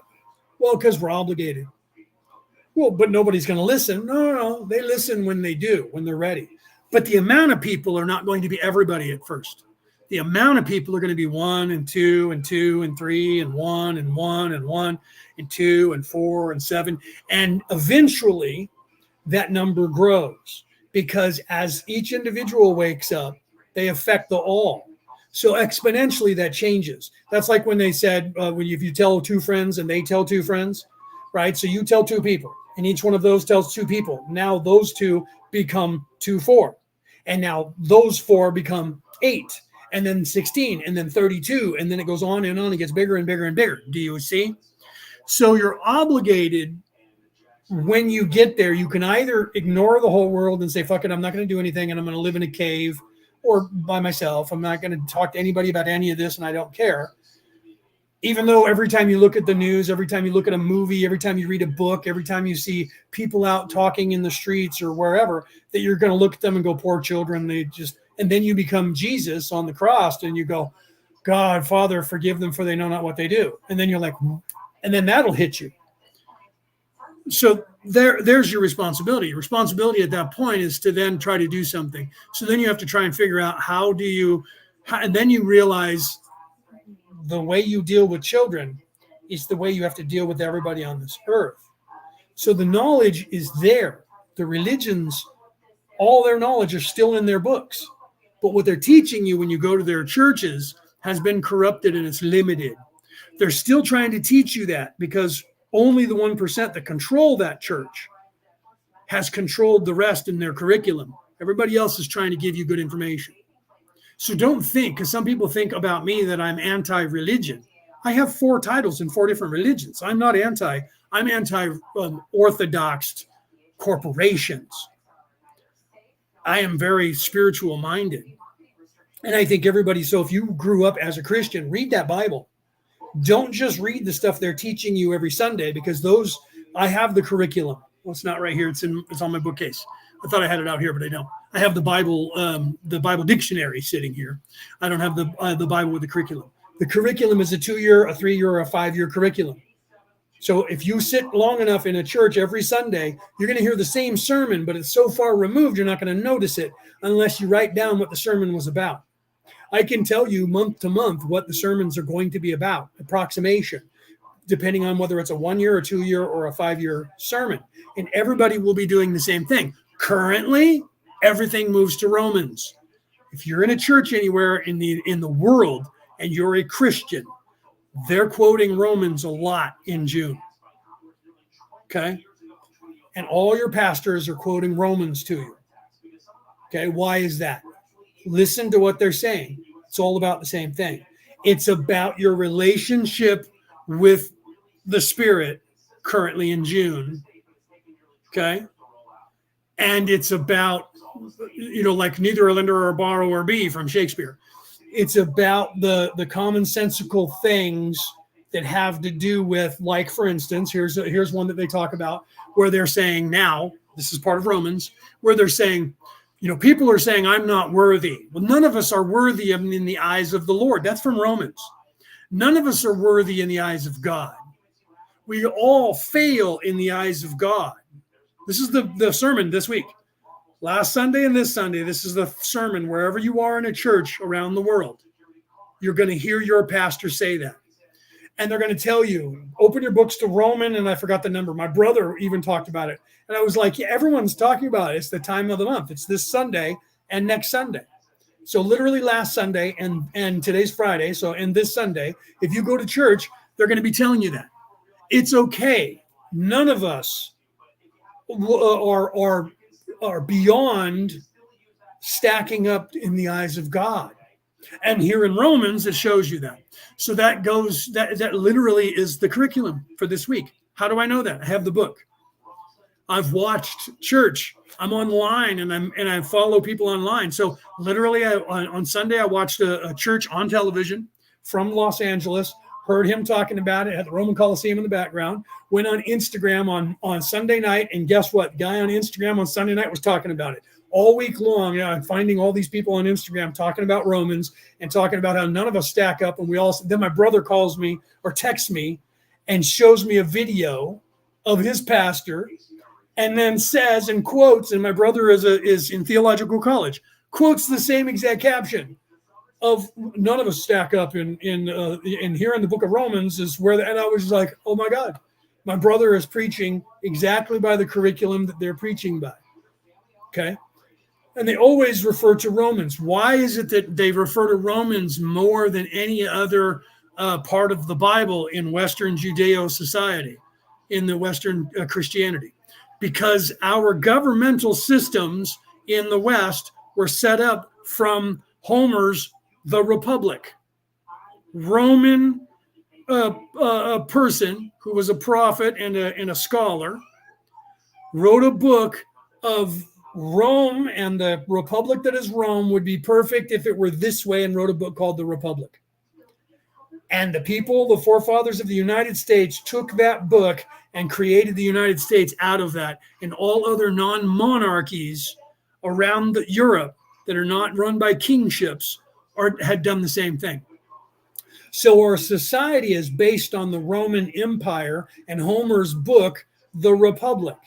And your governmental system and the structure of your religion is set up by that structure.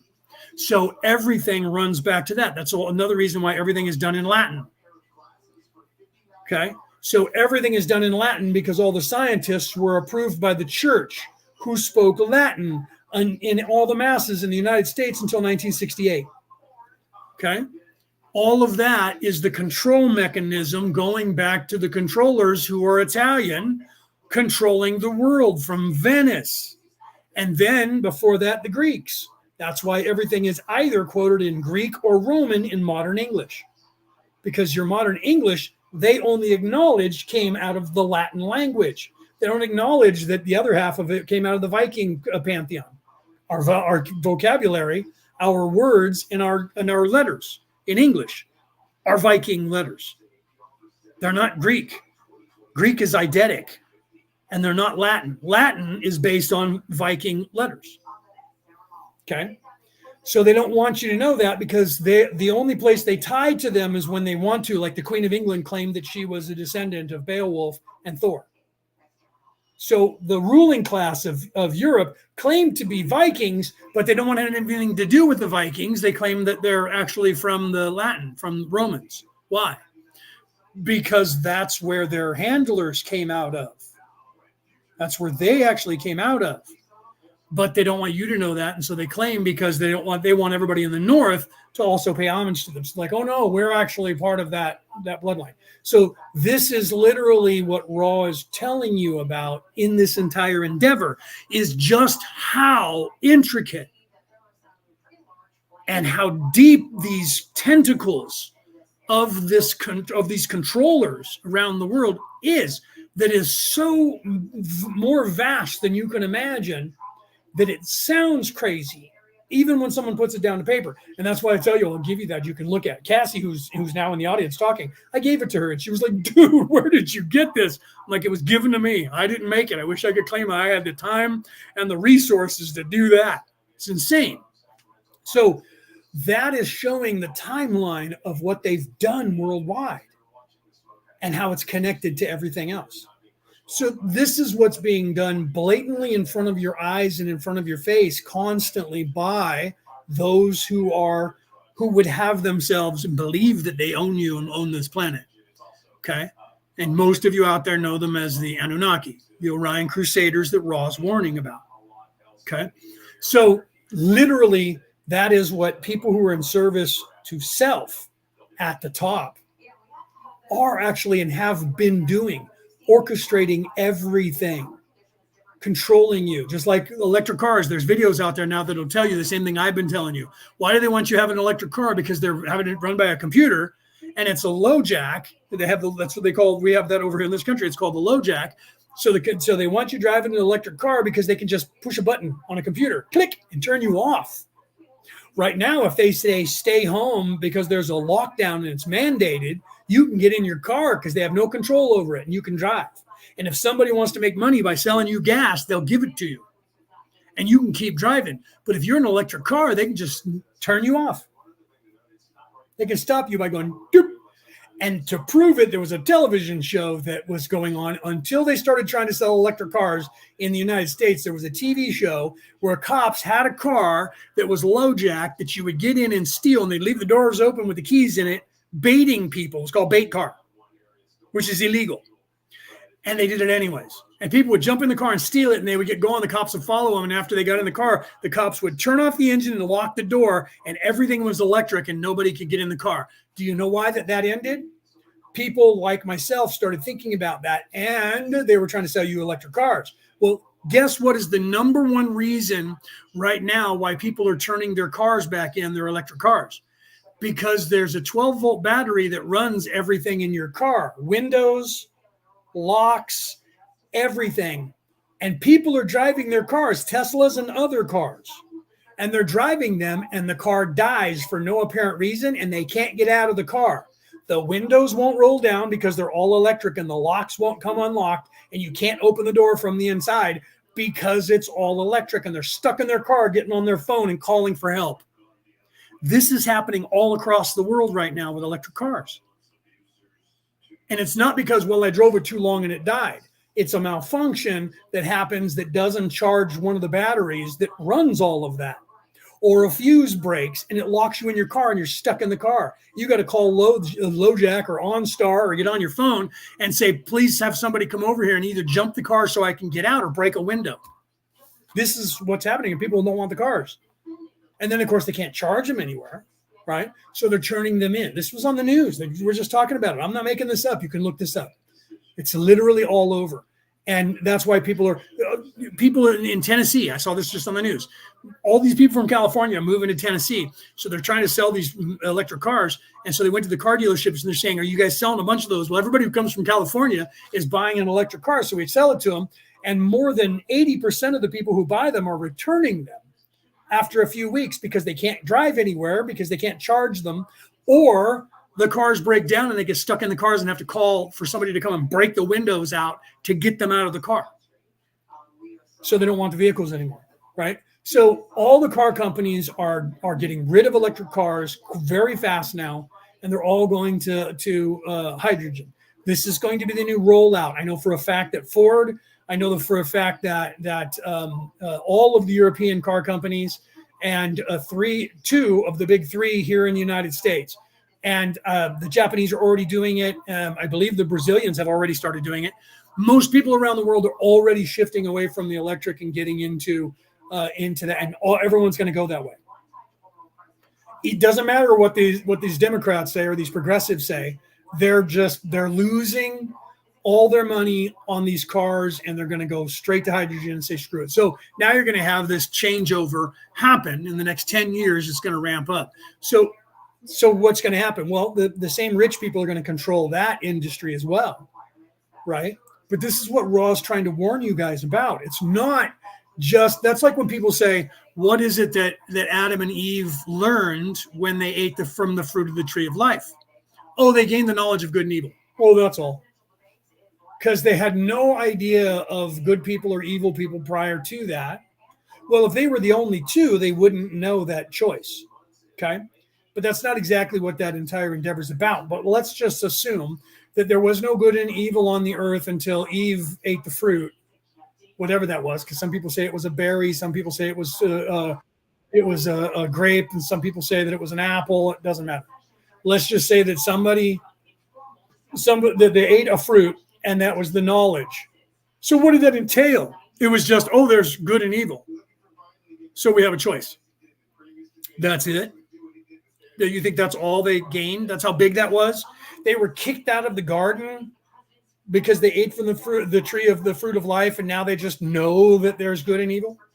And that was it? That was the biggest sin that God could come up with and allowed them to do, by the way? I mean, we can get involved in that. If you put a cookie on the table and tell your 6-year-old 2 kids, I'm leaving now, there's a cookie jar that you can't touch. I'll be really mad if you eat a cookie out of that cookie jar right there. Okay, look, here's the lid. This is how it opens. If you eat a cookie out of that while I'm gone, I'm going to be really mad and I'm going to make you go outside. And then you leave. If you do that, first of all, you pointed out the one thing they couldn't eat from. And then showed them where it was. And then told them the consequences of it. And then you left. Any adult. So God's not an adult. Because if God's an adult, you don't have them even having access to that tree. If that's what the story was truly about, God can just take the tree and put it outside of the garden or put a wall around the tree so they can't even get to it. Can't see it, can't get to it, don't know it's there, out of sight, out of mind. That's not what happened, because that's not what the story is about. If the story was about, here's a tree that you can't eat from, why did God give them that temptation? God created people and made them infallible, so God knew that they were going to eat from that tree. So when God pointed it out, God was setting them up to fail on purpose. It's the only reason that God would do that. If that story is true, the way everybody thinks it is. That means God set them up. Otherwise, why would you go, that's the tree you can't eat from, this one. Don't do it. Don't you eat from this tree while I'm at work, okay? God's supposed to be all-seeing, all-knowing, all-loving, all-caring. How did God not know that they were eating from that tree if God knows everything? Where was God that God didn't see that and that God didn't know about it until God came back and went, what the fuck? Why do I see an apple on the ground that's got a core? Who did that? Now, God doesn't even know who did it. Do you see? That story doesn't make any sense if you believe that God knows everything and loves everybody and all of that. It doesn't make any sense. God's stupid. God has never raised any children, doesn't know how to do it, because any person who ever has raised a child past the age of 1 knows that if you put a cookie on the table and show it to the kids and then walk out of the room, they're going to eat the cookie 100% of the time. Or maybe 99%, because there's that one kid that's going to go, I was told not to do it, don't do it, we're going to get in trouble. 99% of the time, the kids are going to eat that cookie and go, I don't know, as they're wiping off the shit. We make videos about it, joking about it. Who ate my donuts? And everyone's like, I have no idea. And you go over and this guy's got white powder all over his face. He's still got a donut in his mouth. I don't know, man. Hey, guys, who ate his donut? And you laugh, you giggle. That's the same story of eating of the fruit of the tree of life in the Bible. You leave the donuts there and tell no one to eat the donuts. Someone's going to eat the donuts if they're in service to self already. Okay, so that's not what the story meant. So let's get back to the control. So you guys need to realize that the just the severity of what Raw is trying to tell you in this entire 106 sessions and what that entails of what these controllers do. All right, let's continue with what we're talking about here, because I know I've talked for an hour, more than an hour and a half almost, without playing any more of Raw. So let's get back to Raw and play that. So literally you have to realize this though, right? Yeah, temptation, Rick said. I don't want to get involved in that story right now. I think I'll cover that in my next book of what it actually means. That it doesn't mean any of that. Eating of the tree of life actually is an internalized thing. I'll try to make it as simple as possible. It is an internalized thing, and you're not supposed to eat of the tree of life because that you're in service to self. That's eating from the tree of life. So literally, you're supposed to be not eating from the tree of life until you're enlightened, and then your enlightenment becomes the nurturing from the tree of life. This is where you hear about this in the Bibles, and I'm going to cover this in the book that I'm currently writing. That it says that once you are ascending, then I will allow you to eat of the tree of life. And when you eat that nectar from the tree of life, you will never go be hungry. You will never be thirsty. You will never grow old. You will never die. Jesus said it, Thoth said it, many other people in other religions stated that, including the Vikings, because they all had the tree of life. The Vikings called it Yggdrasil, which means the tree of life. Everyone had the tree of life. I'm writing about that currently for my next book. Part of the correlation between all of these people. And you can either take all of this information and say, well, it's because they all copied from one another because they weren't really cavemen and they found the scrolls and they just copied from one another. So we still have to go and try and find that one scroll that's the oldest one. People have been looking for that one older scroll for the last 150,000 years, and they just keep finding another scroll and another scroll and another scroll and another scroll and another scroll, and it's a different society and an older society and an older society. And, well, then maybe they just handed it down. Well, here's the thing you're not getting. The thing you're not getting is that the knowledge is only superficially changing. That's why I'm writing my second book. The story of the Christ, whether you believe Jesus was invented or not, happened 12 times on this earth. All 12 times they were almost identical. Most of them walked on water. Most of them turned water into wine. Most of them made the blind see. Most of them brought the dead back from the grave.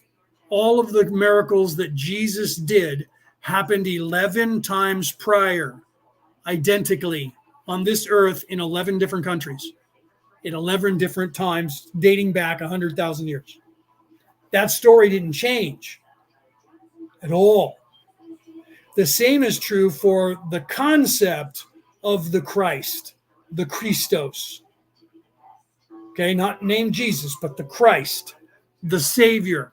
That concept only changed superficially to fit the religion of the time, whether it was a monotheistic, that means single, God or goddess, a dual aspect God, goddess, or a trinity, Father, Mother, Son,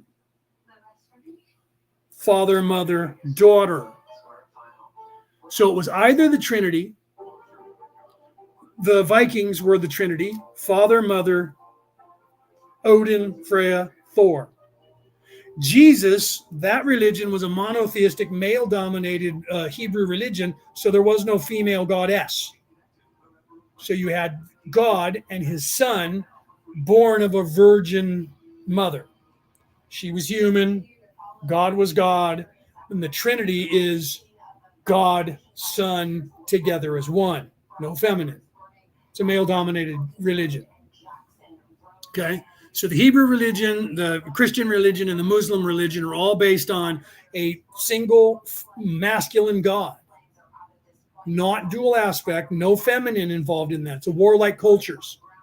Those three are warlike cultures. That's why they've been warring with each other in some aspect for the last 5, 6, 7, 8,000 years. Because they're warlike countries, because they're a masculine, male-dominated religion. Anybody that knows anything about theology understands that. And then when you have a feminine, if she's a masculine character in feminine, it's still the same warlike. And then if you have the dual aspect, like the Vikings, they have that warlike capacity, but they also have the other aspect that you don't get to learn about because the warlike cultures only venerate the war part of the Viking religion. Thor and Odin. You don't hear much about Freya at all. Or Hel, Thor's sister. You don't hear anything about that. Or you hear about Loki because Loki's a man. No one even knows that there was a girl who was the oldest of the three people who were the children. Oh, and then Loki was adopted. But you don't get to hear about that unless you learn the religion, and then you find out that the oldest member of that family was a female. No, they can't have that because the warlike cultures that are a male-dominated religion don't want you to see her as strong and stronger than Thor, wiser than Thor. She was also evil, right? But she wasn't completely. So there, she was more of a dual aspect. But you should learn the religion to find that out.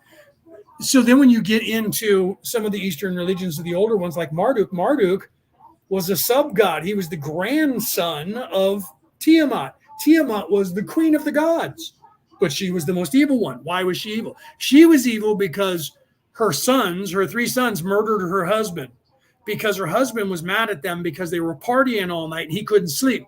Weird that gods need to sleep, by the way. right? So don't even ask that question of why that was going on, because they weren't human, they were gods. He was trying to sleep, and the kids were partying too much and drinking alcohol and being loud and eating food and being boisterous, sounds like Vikings.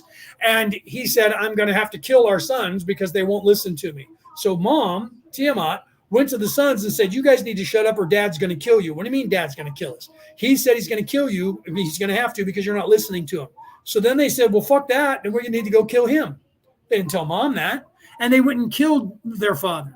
Mom, who loved her husband, was insane now with rage and anger because her sons murdered her husband.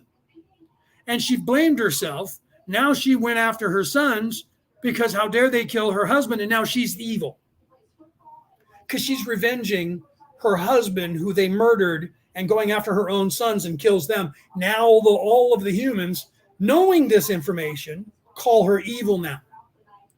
And they start marching on her with armies to kill her, and nobody can face her, but her grandson shows up, Marduk, and Marduk's able to kill her, murders his mother now, who was avenging her husband's death because her sons murdered her husband, and now he's the savior of the universe for doing so. That doesn't make any sense if they're gods, first of all. That means they're not supposed to be able to die. So now we're supposed to believe gods can die. So they're not really gods. Same thing with Thor and Odin. If you listen to the stories of like Ragnarok in the movies, Odin dies. Wait a minute. He's a god. If he's a god, he's not supposed to be able to die. How come he can die then? Because he's not a god. So the story isn't what you think it is at all. It's something else. I'm going to talk about that in my next book. Okay. So let's get back onto what's going on currently, and we'll go forward and we'll get some more of the Law of One in today. Okay. So Dawn's asking the question about control by good and evil when it comes to being able to travel and the different sources of doing that. And Ra's explaining how that works and has explained that when you get to the sixth density, that evil people stop traveling because they're in fact confused with what's going on because they can't ascend anymore. And so they get very confused and they don't do much traveling. That starts in the fifth dimension. And then halfway through the sixth. So it continues in that other people are then ascending more on the side of being in service to others. So, but the control mechanism going from this place where you're first aware up to that is everything that I'm talking about and have been talking about for the last hour and a half that Ra has been warning is what happens in this place. And it's not just in the third dimension. It's in the third dimension, the fourth dimension, and partway into the fifth dimension. That's the temporal war that Ra talks about, but couldn't outright say like I'm saying now back in 1981 to 1984. Because the population of this earth was nowhere near ready to hear the words temporal war and understanding that temporal means literally cross dimension and time, not just space, but time. Okay. And this is why I'm interpreting things now. We're in 2024. That's a long time from 1981. And think about if you were alive in 1981 and older than the age of 10, you had a pretty good idea of society on this earth. They would have never accepted me saying those words back then. Back then, my father was saying you can't talk about the first rule in Fight Club is you can't talk about Fight Club. Okay. That was told to me in the 70s going into the 80s. Well, I was in my 20s by the time the 80s happened. 1987, I was 20. So I was a late teens when these books came out, but I never knew them. Even if I had, I would have been able to tell you, oh, wow, the same thing I'm telling you now. There's no way they could tell you that back then. No way they could give you this kind of information. Okay. So, and then you guys are talking now in amongst yourselves. You probably don't want me to. Hi, Kari. Finally, I saw you there. And then I looked up and saw that you had said hi. Hi. All right. So let's play what Ra is saying, talking about this now and the control mechanisms and the traveling and how that's working. And we'll go into the next question. Instead, we appreciate and recommend the use of your second verb in regard to the use of the will. Acceptance of self. Forgiveness of self, and the direction of the will. This is the path towards the disciplined personality. Your faculty of will is that which is powerful within you as co-creator. You cannot ascribe to this faculty too much importance. Thus it must be carefully used and directed in service to others for those upon the positively oriented path. There is great danger in the use of the will as the personality becomes stronger, for it may be used even subconsciously in ways reducing the polarity of the entity. 52.8 Questioner, I sense, possibly, a connection between what you just said and why so many wanderers have selected harvest time on this planet to incarnate. Am I correct? This is a vague notion. Ra, I am Ra.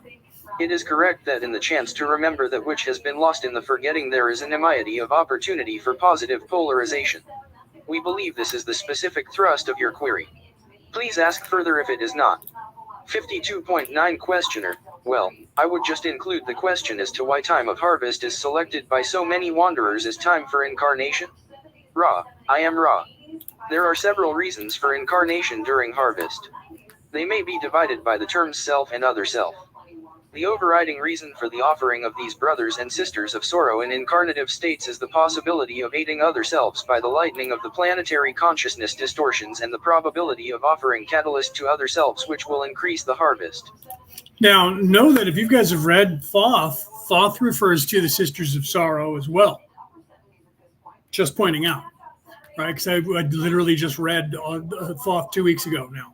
Read the Emerald Tablets over, and I was literally writing about it and reading about it today. Not that part, though, but that's also mentioned in there. Note to file, the names in Thoth's Emerald Tablets, literally for the chakras in the Emerald Tablets, the names of the chakras, starting with the base red ray root chakra. It's the only place I've seen, not the only place I've seen this, but there's only 2 places in 2 different scrolls that I've seen this. And the second I read it, I realized how accurate it was. And I've been telling everybody about it because everyone thinks that we have 7 chakras. So therefore the red ray root chakra is number 1. And then the crown chakra is number 7. There's 7 of them, but it's not actually that numerology. Okay. The nature of nature in the universe, our chakras mirror as below, so above, as within, so without the universe. Okay. So the way it works in reality, and I want you to listen very carefully. Some of you I've already told this to, and you're like, what? If you know what the chakras are and what they represent, if you've ever read the Emerald Tablets of Thoth, you know this, and I'm going to have to read the scrolls again from the Dead Sea and find out which one was a reference in there, because there was one in there. And I think even the Hermetica, because I think Hermes knew it, because Hermes was the statue of Hermes they buried.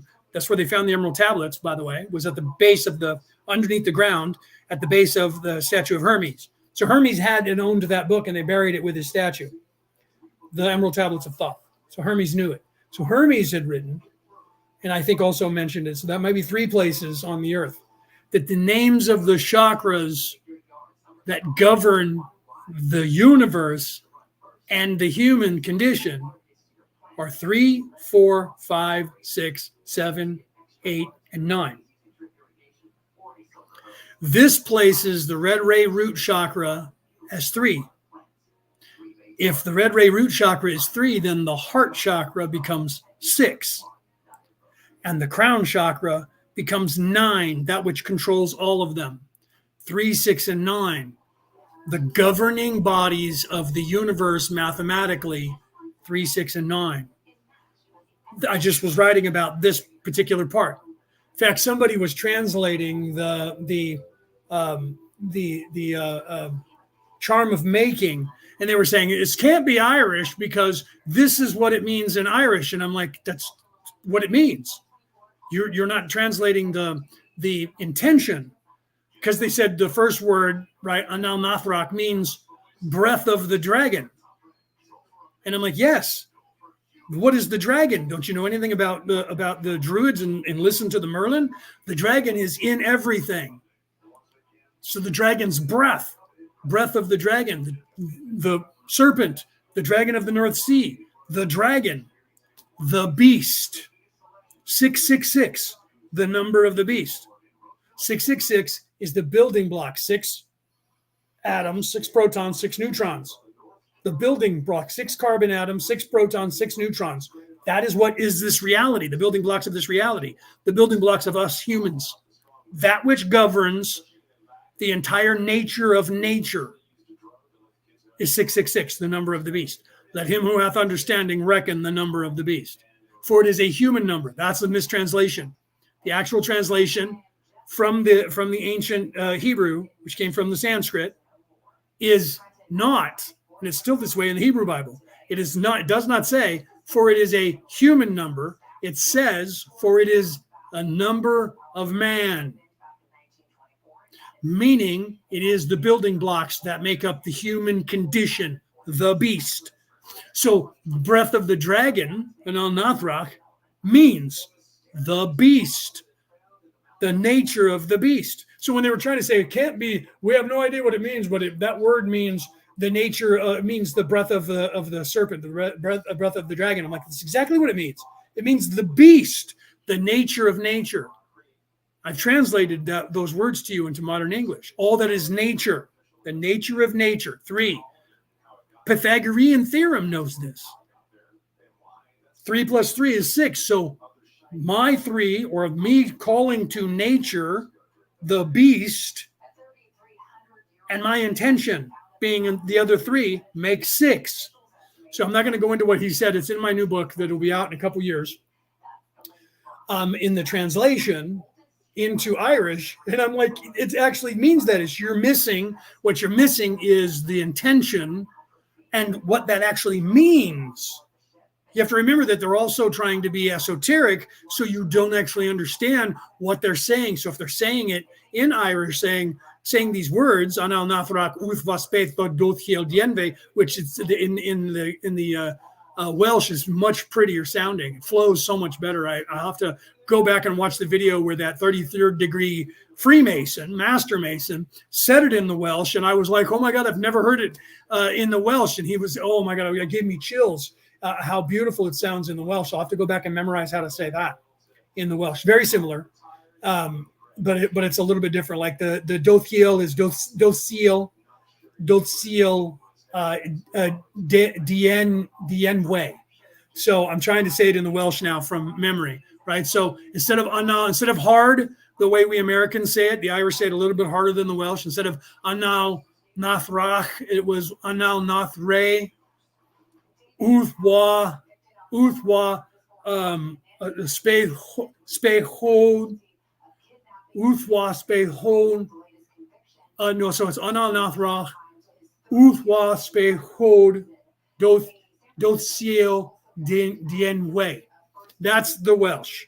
I'm not really, he said it just as a matter of fact, as quickly as I say, Anal Nathrach, Uthva, Spehod, Dothsiel, Dienwe, which is a modern, a little bit more, it's ancient, Middle Irish with my English accent,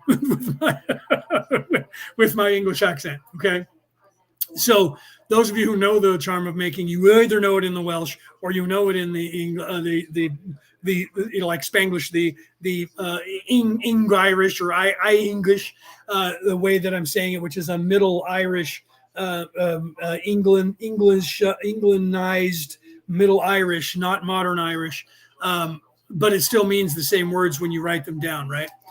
Thank you, Kari. You know it probably in the Irish, right? You probably know it the same way I know it in the Irish because it's hardly spoken in the Welsh anymore. And I was surprised that not surprised, but surprised that he knew it, but not surprised that a 33rd degree Master Mason knew it in the Welsh.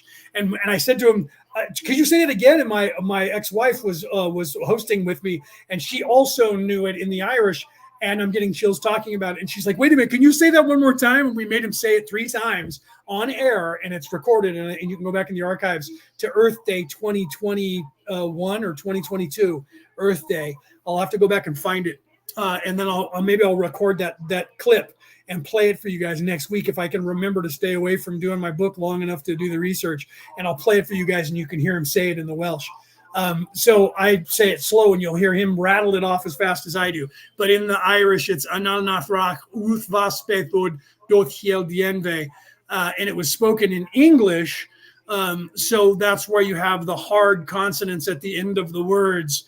Anal Nathrach and it's on now Nothray in the Welsh. Uth was spathon, uth wa, and there's no V sound.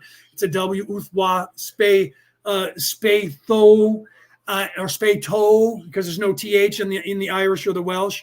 So it's uth wa spato, docile, not dothiel, docile dienway. That's the Welsh. And so in the modern way of saying the Irish with an American accent or English accent, you get the hard K and TH and thud and stuff in it, but it still means the same words when you write them down. And I show them in my next book. I actually take the words the way they're written in the Old Irish, and he translates it into the modern Irish and says that doesn't make any sense. And I'm like, he's not a Druid. He's not a Merlin if he is a Druid, because as soon as I saw it, I was like, oh, that's beautiful, bro. You're actually translating the words, but missing the actual intention of what he's trying to say. Yes, it means, literal word means breath of the dragon, or dragon's breath. And that's where, literally, if you watch the old movie from 1982 with Patrick Stewart when he was in his late 20s, early 30s at the time, in 1982, before he was on Star Trek and had that whole pantheon going. He's a Shakespearean actor, and all the actors. It was made in Ireland by the English and the Irish, that movie called Excalibur in 1982.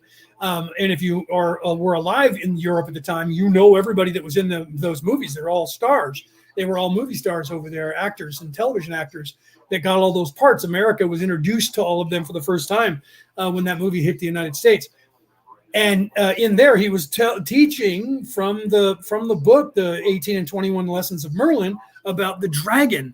And if you saw the whole dragon all at once, it would burn you into cinders. And his eyes glow red when he actually uses the charm of making to try and entrap Arthur's sister, and she steals the charm of making from him and entraps him. But his eyes glow red when he turns around and he says the charm of making, and he says, "I banish you into oblivion," and they turn bright red, glowing. He was channeling the dragon and seeing her through the eyes of the dragon.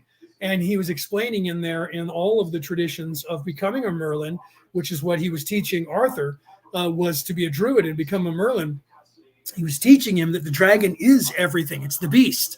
And they didn't translate it into the intention that he would really be telling him in real life. They left it with the dragon's breath, and that it was the dragon, and used that euphemism because even in 1981, they were still trying to keep control, the Druids and the Merlins, of this information, because they were afraid, still thinking people could use it for their advantage if it was evil. You can't use it. It's high magic. It's magic with a K. If you're evil, you cannot have access to that. You can only gain some superficial things, which she used to keep herself young and to seduce her brother, to gain the heirs to the throne through the bloodline of having sex with her brother and getting pregnant and having his son. And that's the story. It didn't happen in real life, but it's the story that is part of it. And some say it did kind of happen that way. Okay. So that entire endeavor is the charm of making. That's 369. Let me go back to that. That's 369. So your chakras are not 1 through 7. They're 369, 3 through 9. Red ray, base root chakra, this 3D reality is 3. Your heart chakra is 6. Your crown chakra, the illumination of your spirit and soul, is 9. The controlling, the hex boson, the logos, controlling mechanism of this place. That is, I am a Druid. I am a Merlin. I have that title. I didn't go and spend a couple of years getting the title. I started as soon as my father realized that I was gifted when I was 3 or 4 or 5 years old, and I went until just before he died when I was 19 years of age, and then I was given that title. I don't have a piece of paper. There's people who go, what method did you? I was taught in the ancient Celtic method of Druidry from my father, who was a Merlin, who bestowed upon me the title of Merlin. Anybody who is a Druid who wants to say, well, you don't have a piece of paper. Okay, so where did you get yours from? Because let's go back far enough. When you get back about 150 years from now, There's not going to be a piece of paper for any druid and anyone who had the title of Merlin going back to the beginning of time. So then what good is your piece of paper today? You either know it or you don't. I'm not trying to charge people money to teach them to be a druid because I was taught the old-fashioned way. I may never teach anyone that what I know and pass it on to them. I'm going to try and give it to all of you. Same thing that Christopher Penzick did with Reiki, when Reiki was protected and you couldn't show anybody any of the symbols throughout all of time. And then back in the 90s, he blew the lid off that and published them in the book. That's why you can find them online today. Because Christopher Penzick put them in his book, and they ended up all over the world. And everybody knows what you can look up until Christopher Penzick did that. You will not find any Reiki symbols in history. And he printed them, and I remember when he did it. And I was like, whoa, he's blowing the lid off the universe. Never got credit for it. But he was the very first person, it was huge in the late 80s, early 90s, that he did that. Huge on this world to all people of Reiki. They were outing him. They were trying to say he was evil, and he was not. But he realized, look, the world needs to have these. It's not something that everyone can just keep and hide, because that's what everybody does with everything, control. And he said everyone should have access to all of these, because it's going to activate some people and motivate them to want to use these for good. And that's exactly what happened. And now, going back to just 5-6 years ago, people were starting to attune people without being in their proximity to give them attunements for Reiki. And I had it done to me to find out, because people were questioning, what do you think about this where they can attune you from 1,000 miles away? Like, why couldn't you? You can heal somebody. You don't have to be in proximity with them. You guys are supposed to expand your consciousness to the ideas. This is what progression and expansion is when you're growing, is to not hold to these traditions for thousands of years and never change anything. None of them were designed to be this way. None of them were designed to be a religion, and religion closes the box, controls it, and says you only get to know what we teach you because our way is the right way. And you'll get all crazy and make all your shit up. And you'll just go off half-cocked and not know what you're talking about if you don't have us leading you. And that's stifling people.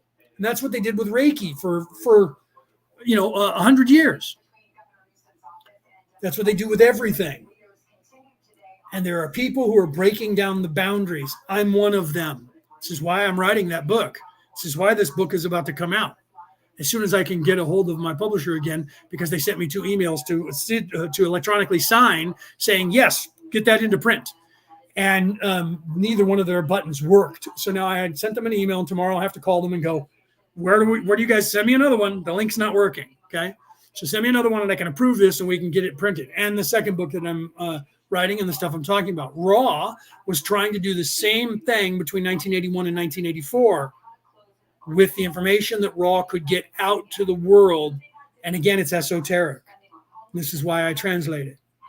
And this is why I'm writing my book. Not just because of that. I was already writing this stuff because of everything that I knew. And then I find the Law of One in 2017. And people are like, dude, you're talking about the Law of One. I'm like, I don't even know what that is. I know what the universal laws are. And they're like, that's the Law of One. I'm like, huh? Okay, here. I had already learned about that. One of the biggest problems the CIA had, whether they want to admit to you and the government wants to admit that they were talking to aliens or not, I know that they were, and that some of the aliens were evil and some were not.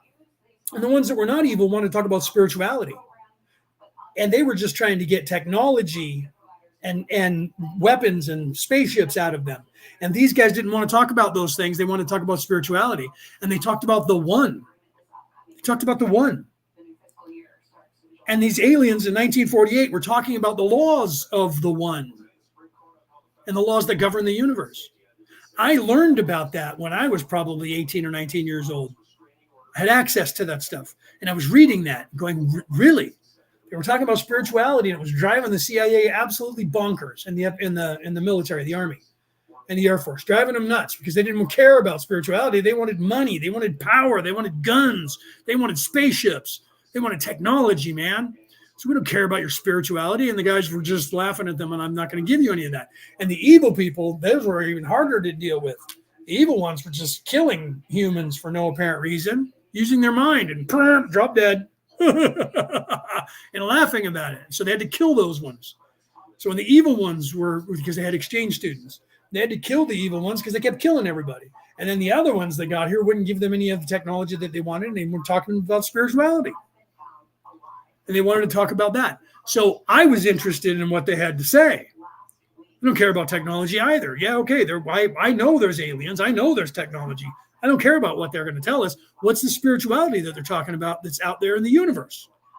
That's what I wanted to know. So I focused on that and went down those roads, and I was finding all of this information was even the same to aliens that we unlock here.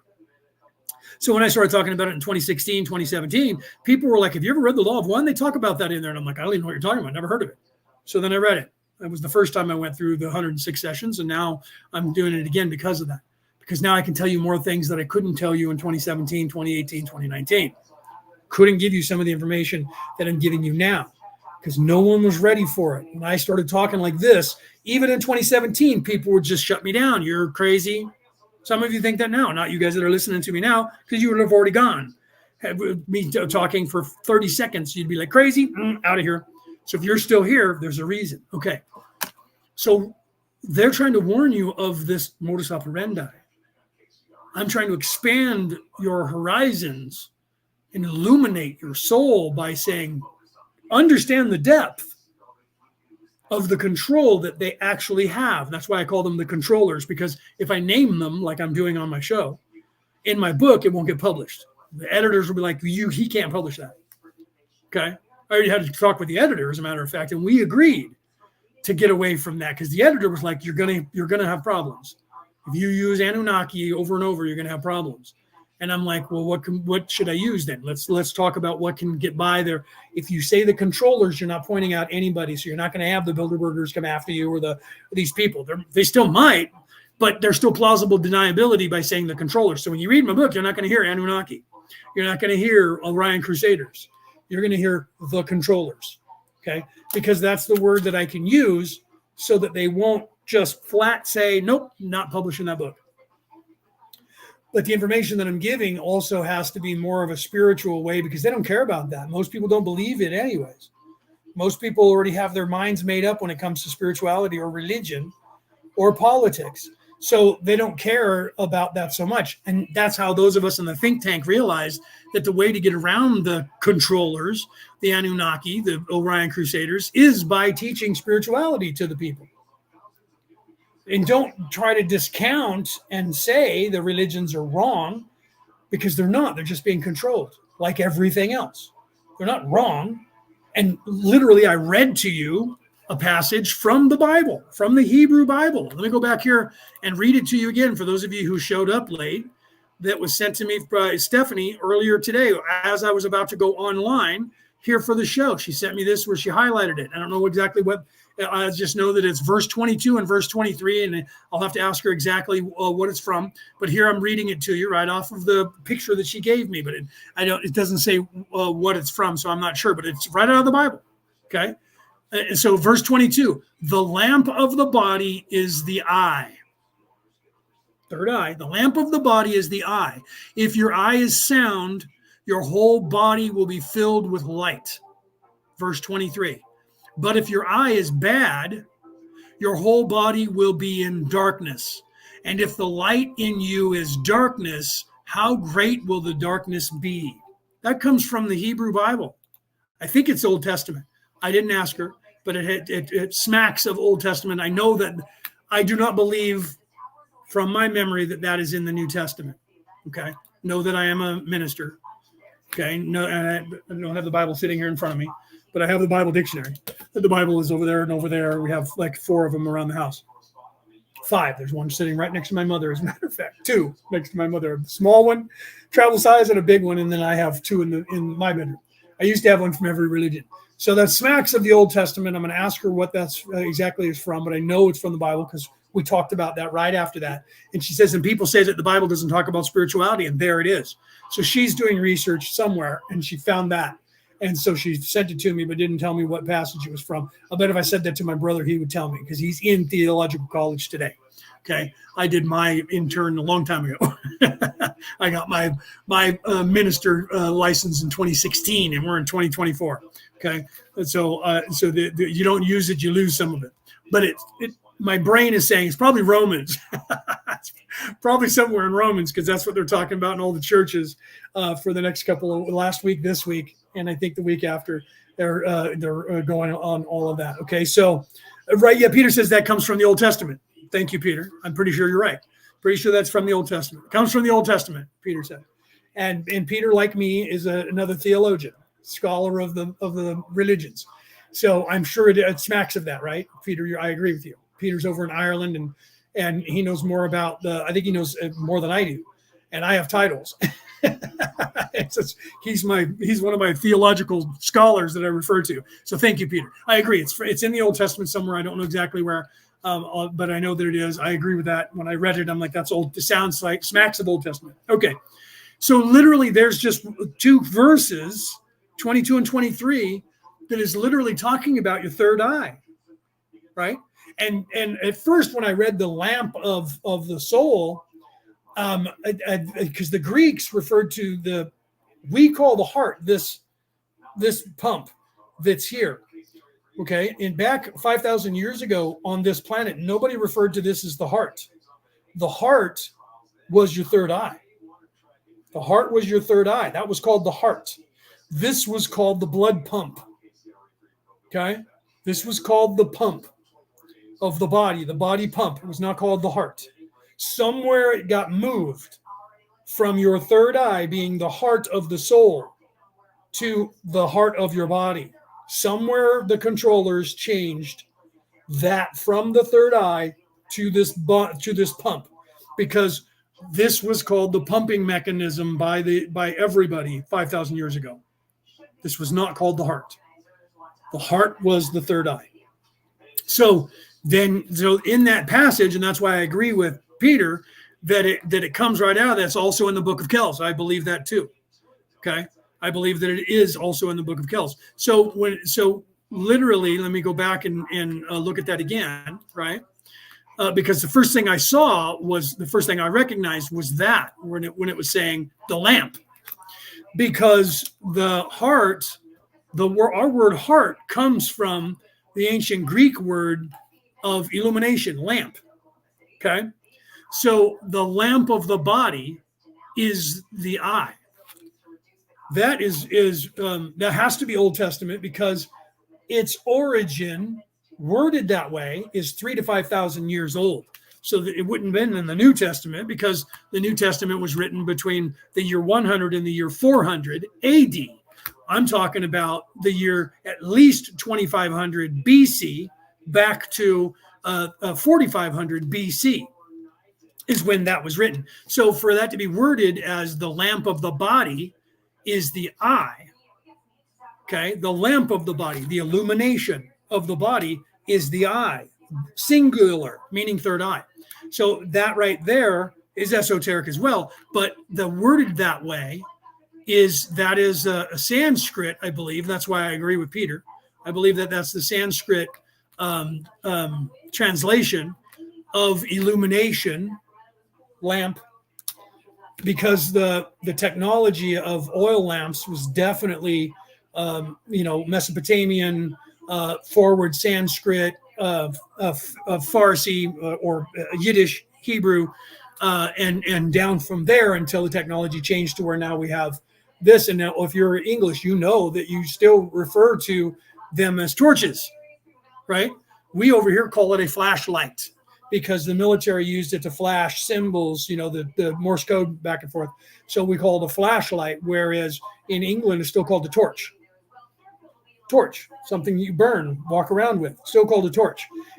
And you go further east, is my point, and they call it a lamp because of the oil lamps for thousands of years that they used. So that's why when I saw that I recognized how far back that was. This is what us nerdy theologians do. When we read Bibles, you get an idea of timeline and culture. So the Greeks which were part of that same Eastern culture. Arcadia, which was next to Mesopotamia, came from the Greek city-state of Arcadia. Okay, so they were Greeks. People aren't aware of that, but you can look that up.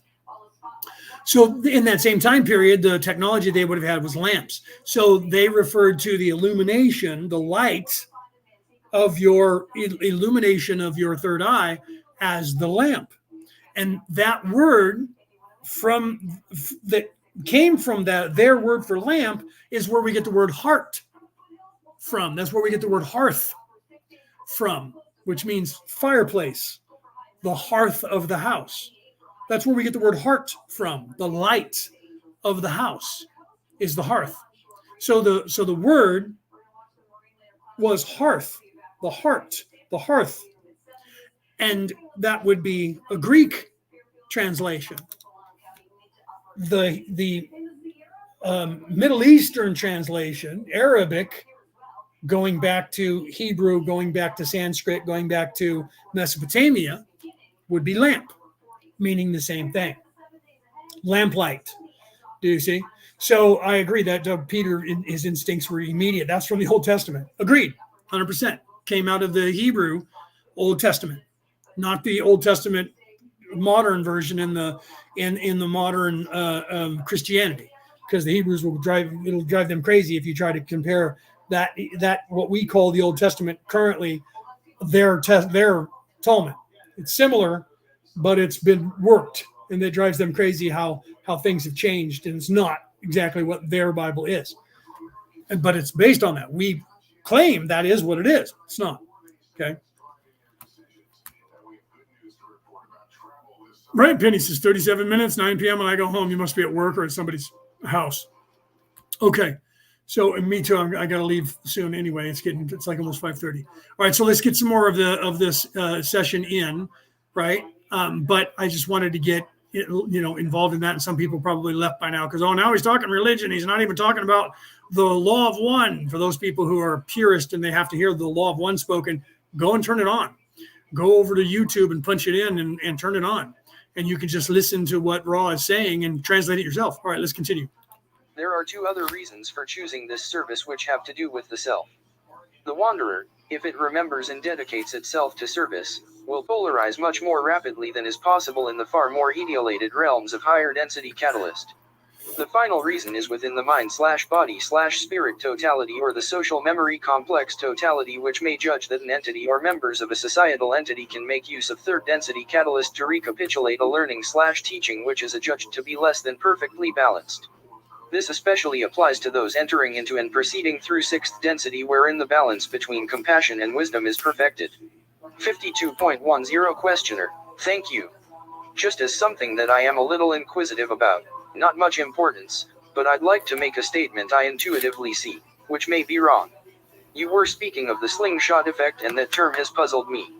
The only thing I can see is that you must put energy into the craft until it approaches the velocity of light, and this of course requires more and more and more energy. The time dilation occurs, and it seems to me that it would be possible to, by moving at 90 degrees to the direction of travel, somehow change this stored energy in its application of direction or sense so that you move out of space/time into time/space with a 90 degrees deflection. Then the energy would be taken out in time/space and you would re-enter space/time at the end of this energy reversal. Am I in any way correct on this? Ra, I am Ra. You are quite correct as far as your language may take you, and, due to your training, more able than we to express the concept. Our only correction, if you will, would be to suggest that the 90 degrees of which you speak are an angle which may best be understood as a portion of a tesseract. 52.11 Questioner, thank you. Just a little point that was bothering me of no real importance. Well, is there then, from the point of view of an individual who wishes to follow the service to others path from our present position in third density, is there anything of importance other than disciplines of personality, knowledge of self, and strengthening of will? Ra, I am Ra. This is technique. This is not the heart. Let us examine the heart of evolution. Let us remember that we are all one. This is the great learning/teaching. In this unity lies love. This is a great learn/teaching. In this unity lies light. This is the fundamental teaching of all planes of existence in materialization. Unity, love, light, and joy. This is the heart of evolution of the spirit. The second ranking lessons are learned/taught in meditation and in service. At some point the mind/body/spirit complex is so smoothly activated and balanced by these central thoughts or distortions that the techniques you have mentioned become quite significant. However, the universe, its mystery unbroken, is one. Always begin and end in the creator, not in technique. 52.12 Questioner. Okay, before we get to the last, because we only got a minute left, so we'll finish this. I wanted to explain, right? I pulled it up to make sure that I was explaining it properly. A tesseract, okay, and that's spelled Tesseract. Tesseract, okay. A tesseract is I'm going to read it right off of Wikipedia. Right, in geometry, a tesseract or 4 cube is a 4-dimensional hypercube analogous to a 2-dimensional square and a 3-dimensional cube. So take a square, right?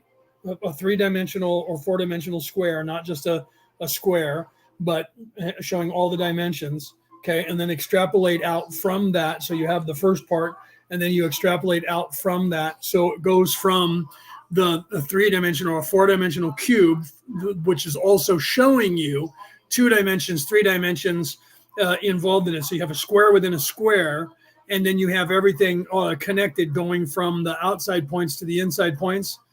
Do you understand that? I don't know if I'm explaining that well enough for you to understand. So what he's saying is that Ra's explaining that that Dawn was correct, and Dawn didn't question it because Dawn understood the tesseract. It's a 4-dimensional particle, which is to view it as a 5-dimensional operation, because you have to be separate from it and be able to observe it in 3-dimensional space. And it's occupying 3-dimensional space, but visually it's showing you a 4-dimensional item.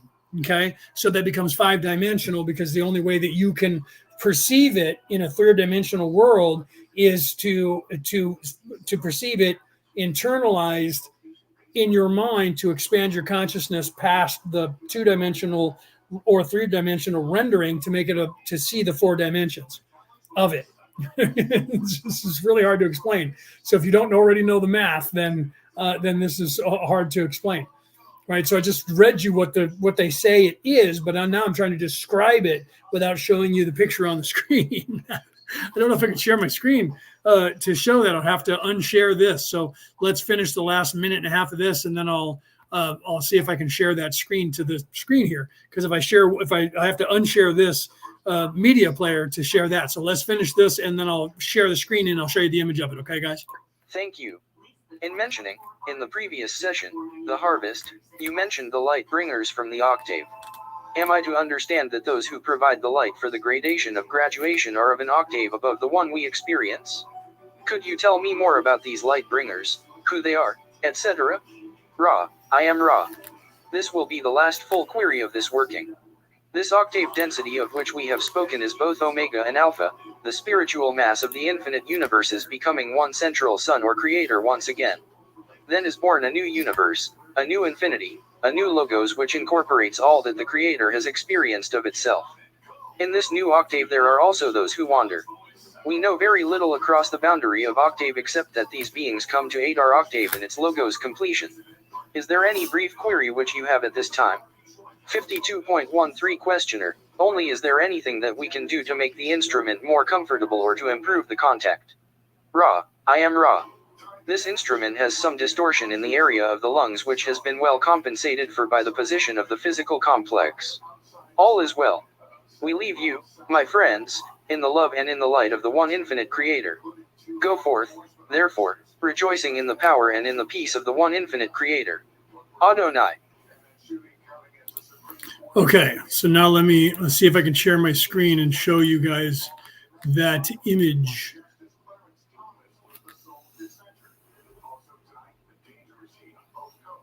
I don't know if it's going to allow me to do that.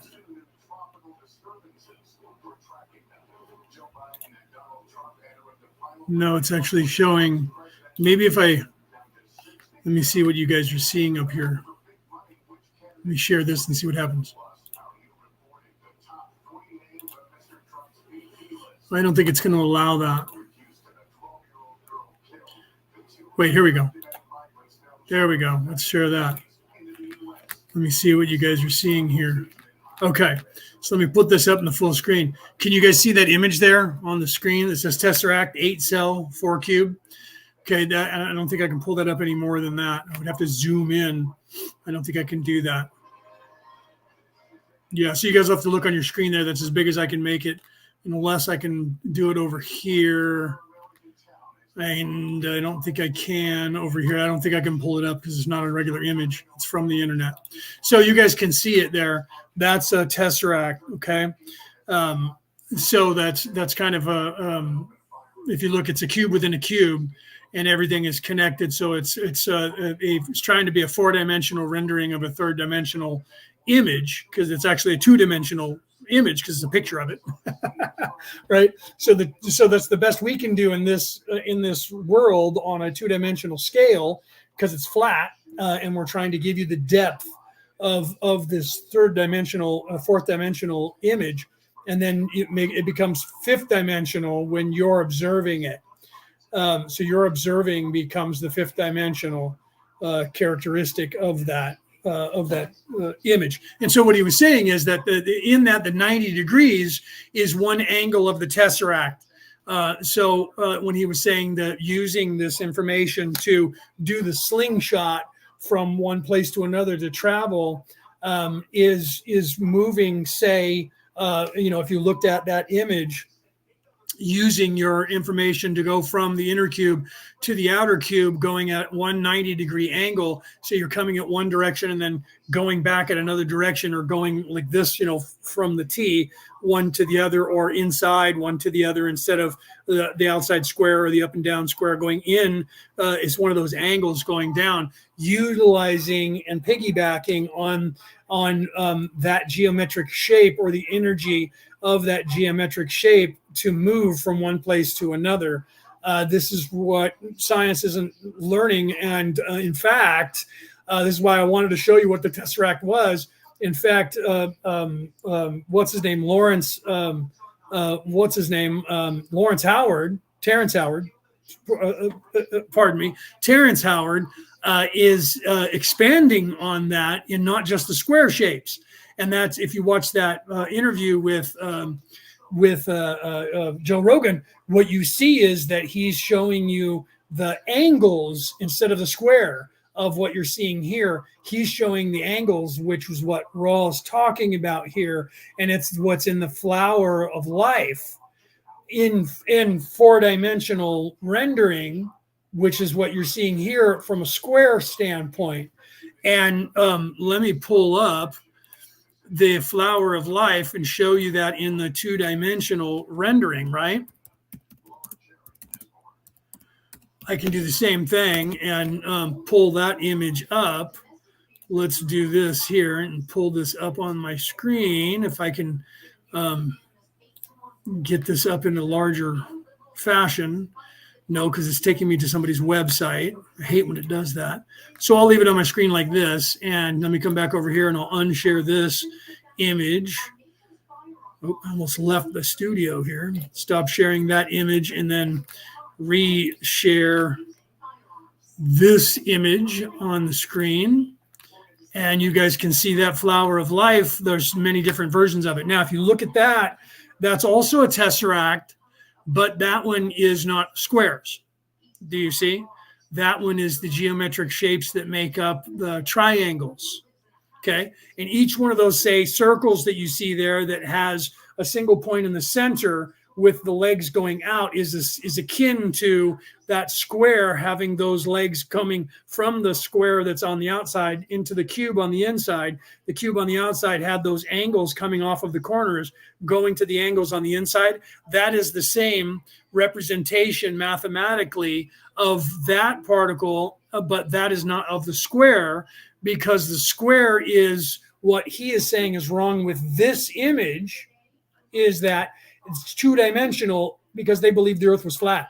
So that square that you see that is a cube is an advance from the flat square of 2 dimensions into the minds of science in the 3 and 4 dimensional mindset, given the Fibonacci sequence and moving into our reality. And what he was showing in that video and his postulation in his theories in his book that he's written on his website is taking it one step further and going to the flower and saying they didn't unlock the flower of life past 2 dimensions into the 3rd and 4th dimension, which is what a tesseract does. And we've done that coming forward since 5,000 years ago, and no one has done it with anything else. And so all of our geometric shapes are all squares, where we have the dodecahedron and all of those octagonal shapes. They're still the same squares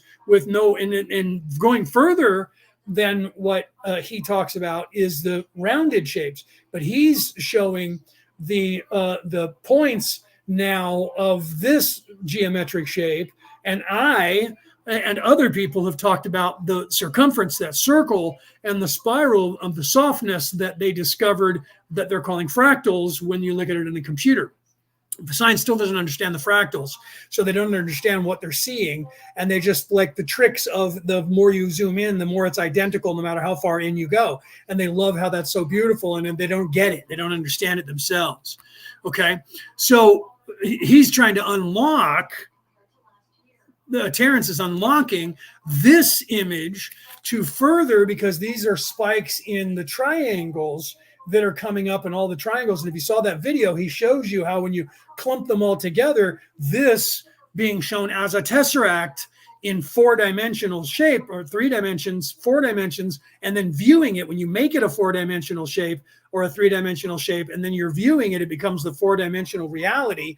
And he's expanding everybody's consciousness. That's why, coming from my scientific mind and my physics background, that's why science, when he pulled those pieces up and handed them, and we're showing them on camera and on his website, and handed them to Joe Rogan, and then showed you that he made a drone out of them and that they could fly around and move, that's why science didn't go, he's crazy. And science is now going, holy fuck. And they're like jumping on his theories and trying to figure it out. So he's a very busy man now, because he took this and turned it into a tesseract where no one had ever done that before. And he is unlocking it and proved that. Terrence Howard. Yeah. Right. They're calling him mad now because he's revealing the truth. Absolutely. Peter just said that. Let me put that up on the screen.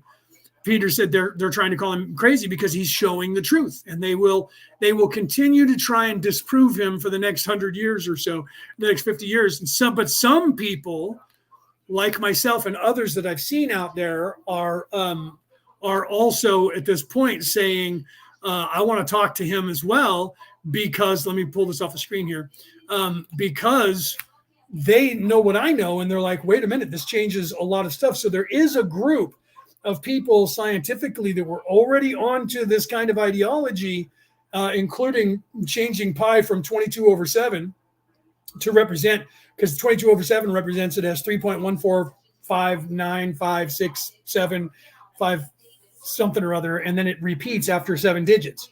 And there's some people that took that further and said that pi should be calculated by our numbers as 344 over 168 or 148.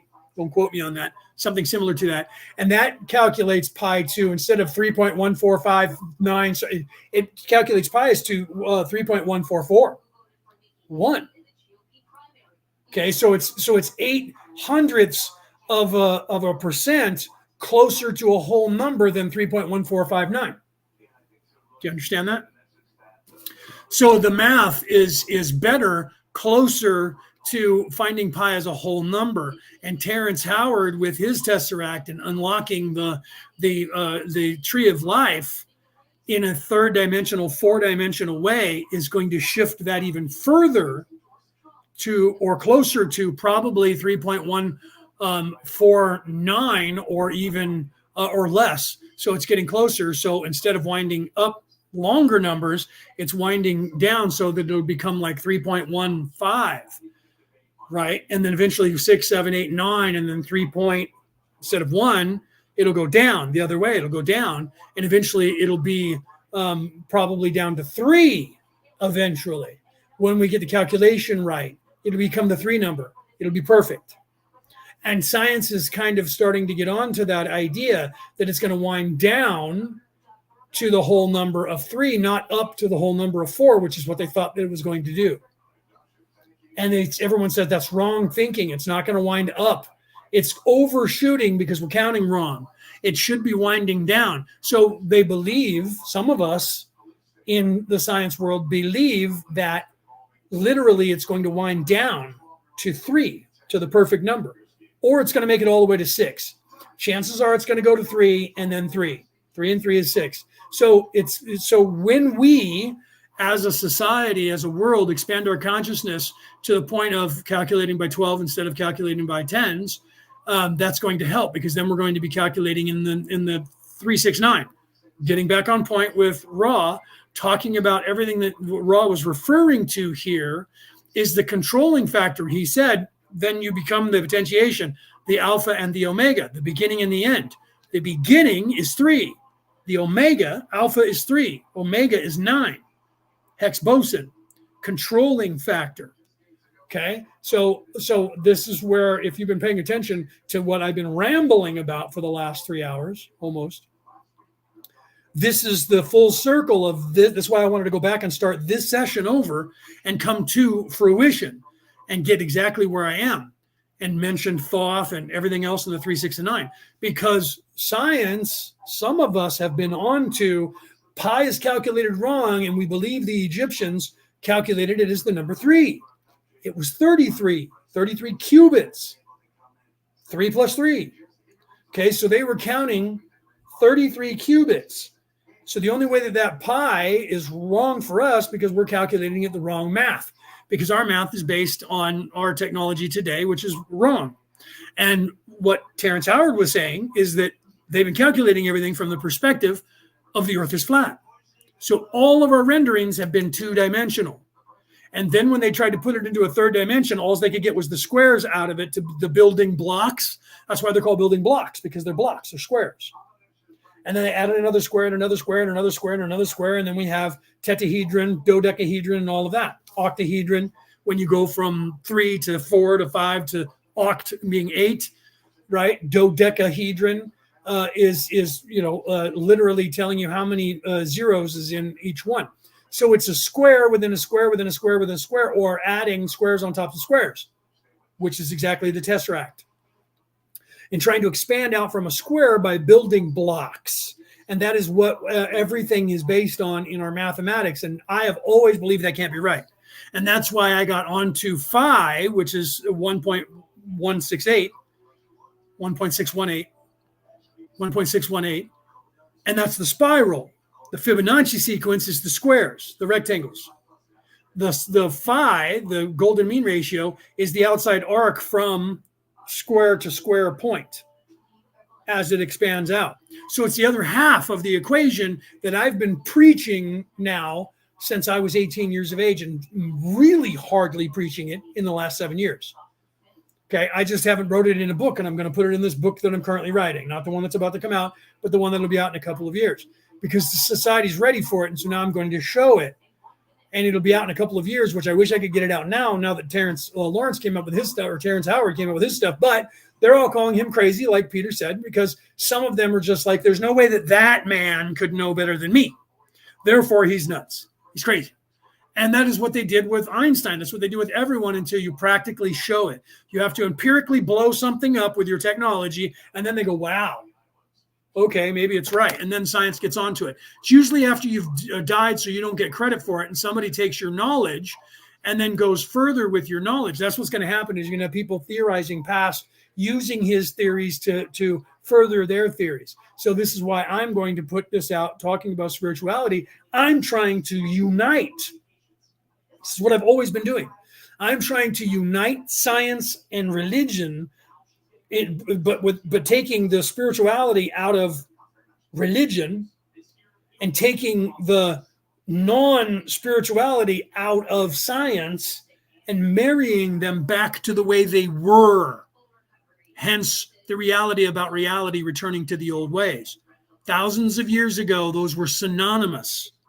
Spiritual way of thinking, even though they thought the world was flat, spiritual way of thinking and science were two halves of the same whole, one being physical and one being non-physical, but intricate parts of the same thing. That is what this place and the expansion of this place is supposed to teach you. You become aware of the physicality, science. You run down asking all those questions about science, and none of them get answered eventually. They just pose more questions. And then you start looking in the spiritual sense and wonder, what if there is a spiritual side to it? You're supposed to do that. What if there's a spiritual thing? What if there's another D to 3D? What if it's not just dimension? What if it's density? And what does that mean? And once you do that and expand your consciousness into the spiritual realm, that there is one, that there are two parts to this place. One is physical and one is astral. You don't reside in the physical. This body does. You reside in the astral, and you are plugged into this physical like our 3D goggles are when you put them on. You're plugged into this avatar in the 3D. But you are not this avatar in the 3D. That expansion of the consciousness is what's happening now. In 1984, when Ra was trying to tell people about it in this Law of One books, nobody was ready to even fathom that, because all of science were atheists and you couldn't be in any way religious or spiritual. Now, secretly, a lot of those people still are spiritual, but they won't say it out loud because they know that all their money will be taken from them, because the evil controllers still control the narrative. And if you want a job at MIT, you do not talk about Fight Club. Period. It's time that people stop listening to them. And that's how things got done when Einstein came up with the theory of relativity. That's how when things got done when Copernicus came up with his theories, or when all these people everywhere in history came up with all their theories. They were not asking permission, and they were not worried about getting paid by governments and grants for colleges. They just wrote their shit and thought it up, and then tested their things in their own houses, and then printed it and left it for people and taught people about it. Science has gotten away from that because the controllers are controlling everything, and it has not been that way ever since. Until you onesie-twosies people like Terrence Howard, who just look at this stuff on his own with other people that he's working with, and they come up with this stuff. Some of us have done that. I did that. I got away from that machine. I could have gone to work for them and learned all kinds of secrets that the skunk works would have taught me. And I would never be able to tell any of you. You would have never met me, and I would be no one right now. I'd be a ghost in the machine. I was already called that anyway. One of my nicknames was Ghost in the Machine for years, because everything that I did was behind the scenes and no one even knew that I was doing any of it. And there was no footprint of this human being doing any of it. And I've done, my entire life has been working like that. Now I'm stepping up in the forefront and going, oh, by the way, I have some knowledge that I'm trying to tell you guys about that I've been secretly working on behind the scenes, and secretly passing on to other people and working with all around the world to expand your consciousness. And now they pushed me into the light and said, it's time for you to step forward and take credit for it. I can't take credit for some of it, because if so, I'd have to tell people in the world who I was pretending to be when I was younger, right? And some of the bad people just want me to do that, because then they can go, oh, you've admitted, we're going to put you in jail for doing that stuff if we did something we didn't approve of. So that will never come out. I have to know that. So now what I'm doing is I'm trying to uncover that information with the book that I have, with my podcast, and the book that I'm writing to come out later. Don't care what people think about me. And I'll guarantee you that Terrence Howard doesn't care if they think he's crazy either, or he wouldn't have been talking about what he's talking about. Because they're going to call you crazy. They have to. Because you're challenging the status quo. You're challenging that which they have used to control this earth for thousands of years by just suggesting that things are different than they look like they are currently. Okay? That's why they have to say that you're crazy. Okay? Because they can't not. Because if you say, like in say Stargate, the movie that became Stargate, SG-1, Stargate Atlantis, the spinoffs, in that movie, what happened here in the theory there was that Ra was here in Egypt, and that Ra was a bad guy, and he was an alien, and he was a symbiote inside of a human host, and that they were overthrown by the Egyptians because the Egyptians got the idea that that person's not a god. Then they left, and they buried the gate here after they left, so that Ra couldn't come back, and Ra never came back. Now, come forward in time, they found the Stargate, opened it up, and it went to this planet called Abydos, and humans, American military personnel from the Air Force, went through the Stargate to the other side, met other humans who were still looking like they were 4.5, 5,000 year old long ago Egyptians, dressing the same way, same culture. In fact, they were speaking a language that nobody has spoken out loud on this earth for more than 1,000 years. But Daniel Jackson, the doctor, was a linguist who was fluent in that language. Even though he didn't know how to speak it right, he could read it. So when he got back there, he met one of the people, started talking to the person. And when the person started talking, she corrected his language into the proper way of saying it. And he already had a working knowledge of the language, so it didn't take him long to figure out how to speak the language. So he was able to translate and talk to them.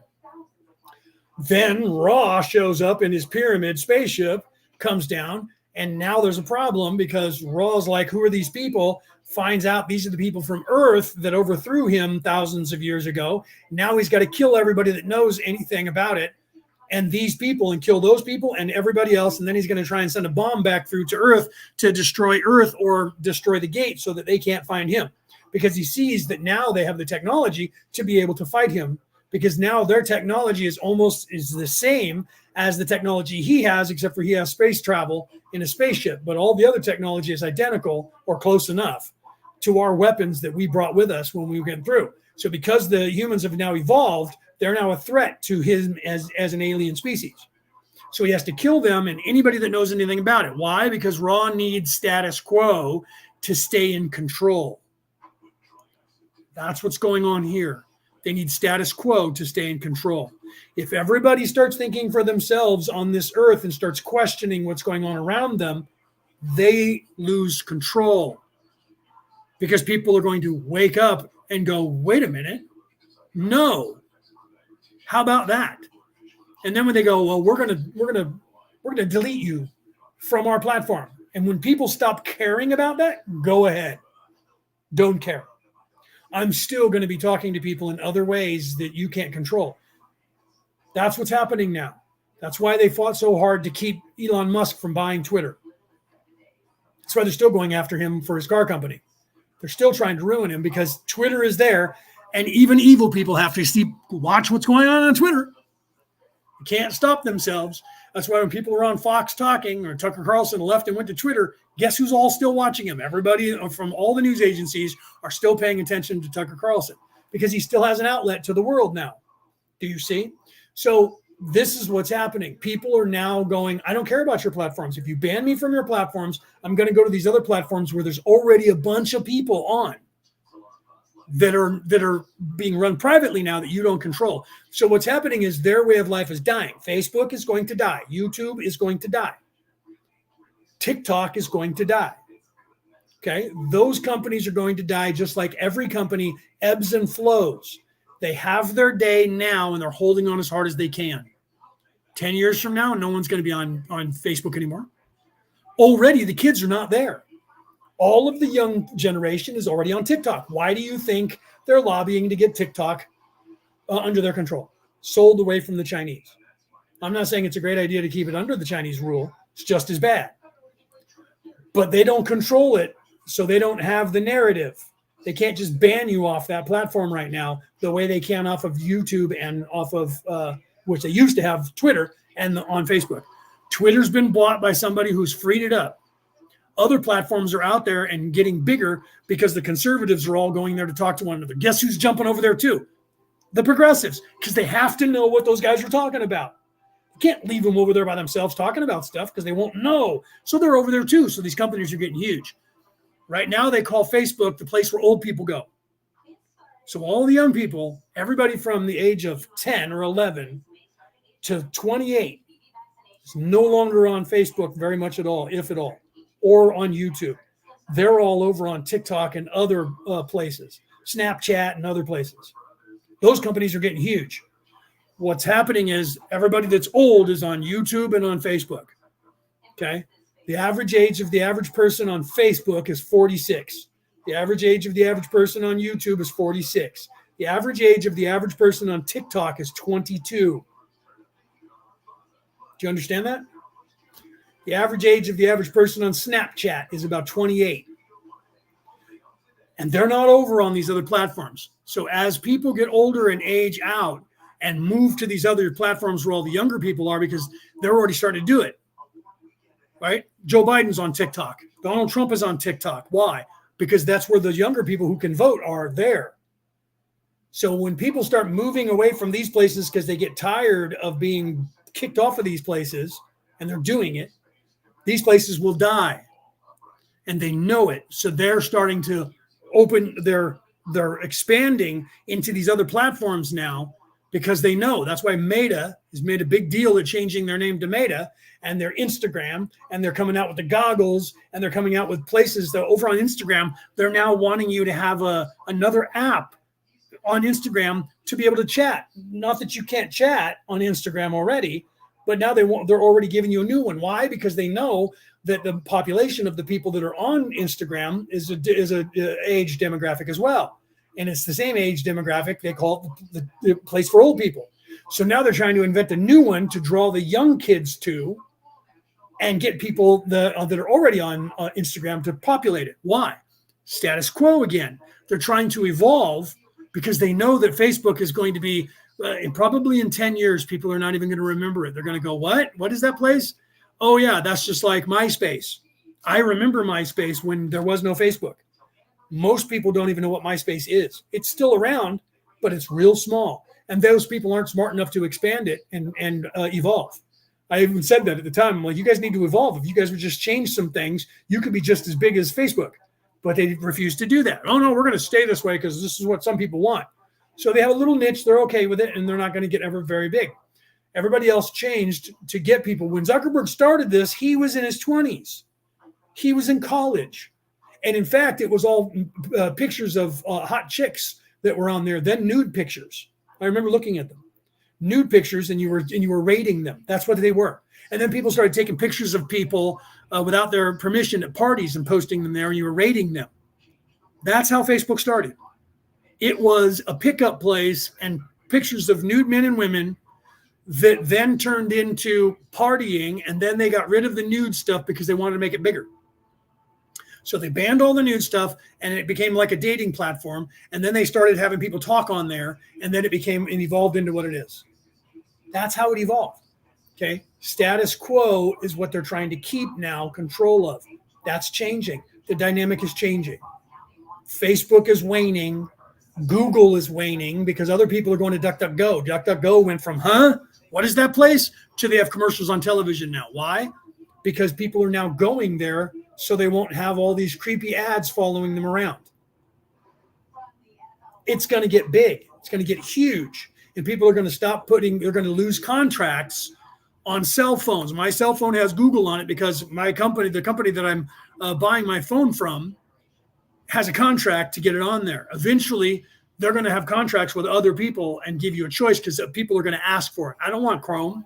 I don't want Google on my phone. Do you have a phone that doesn't have that?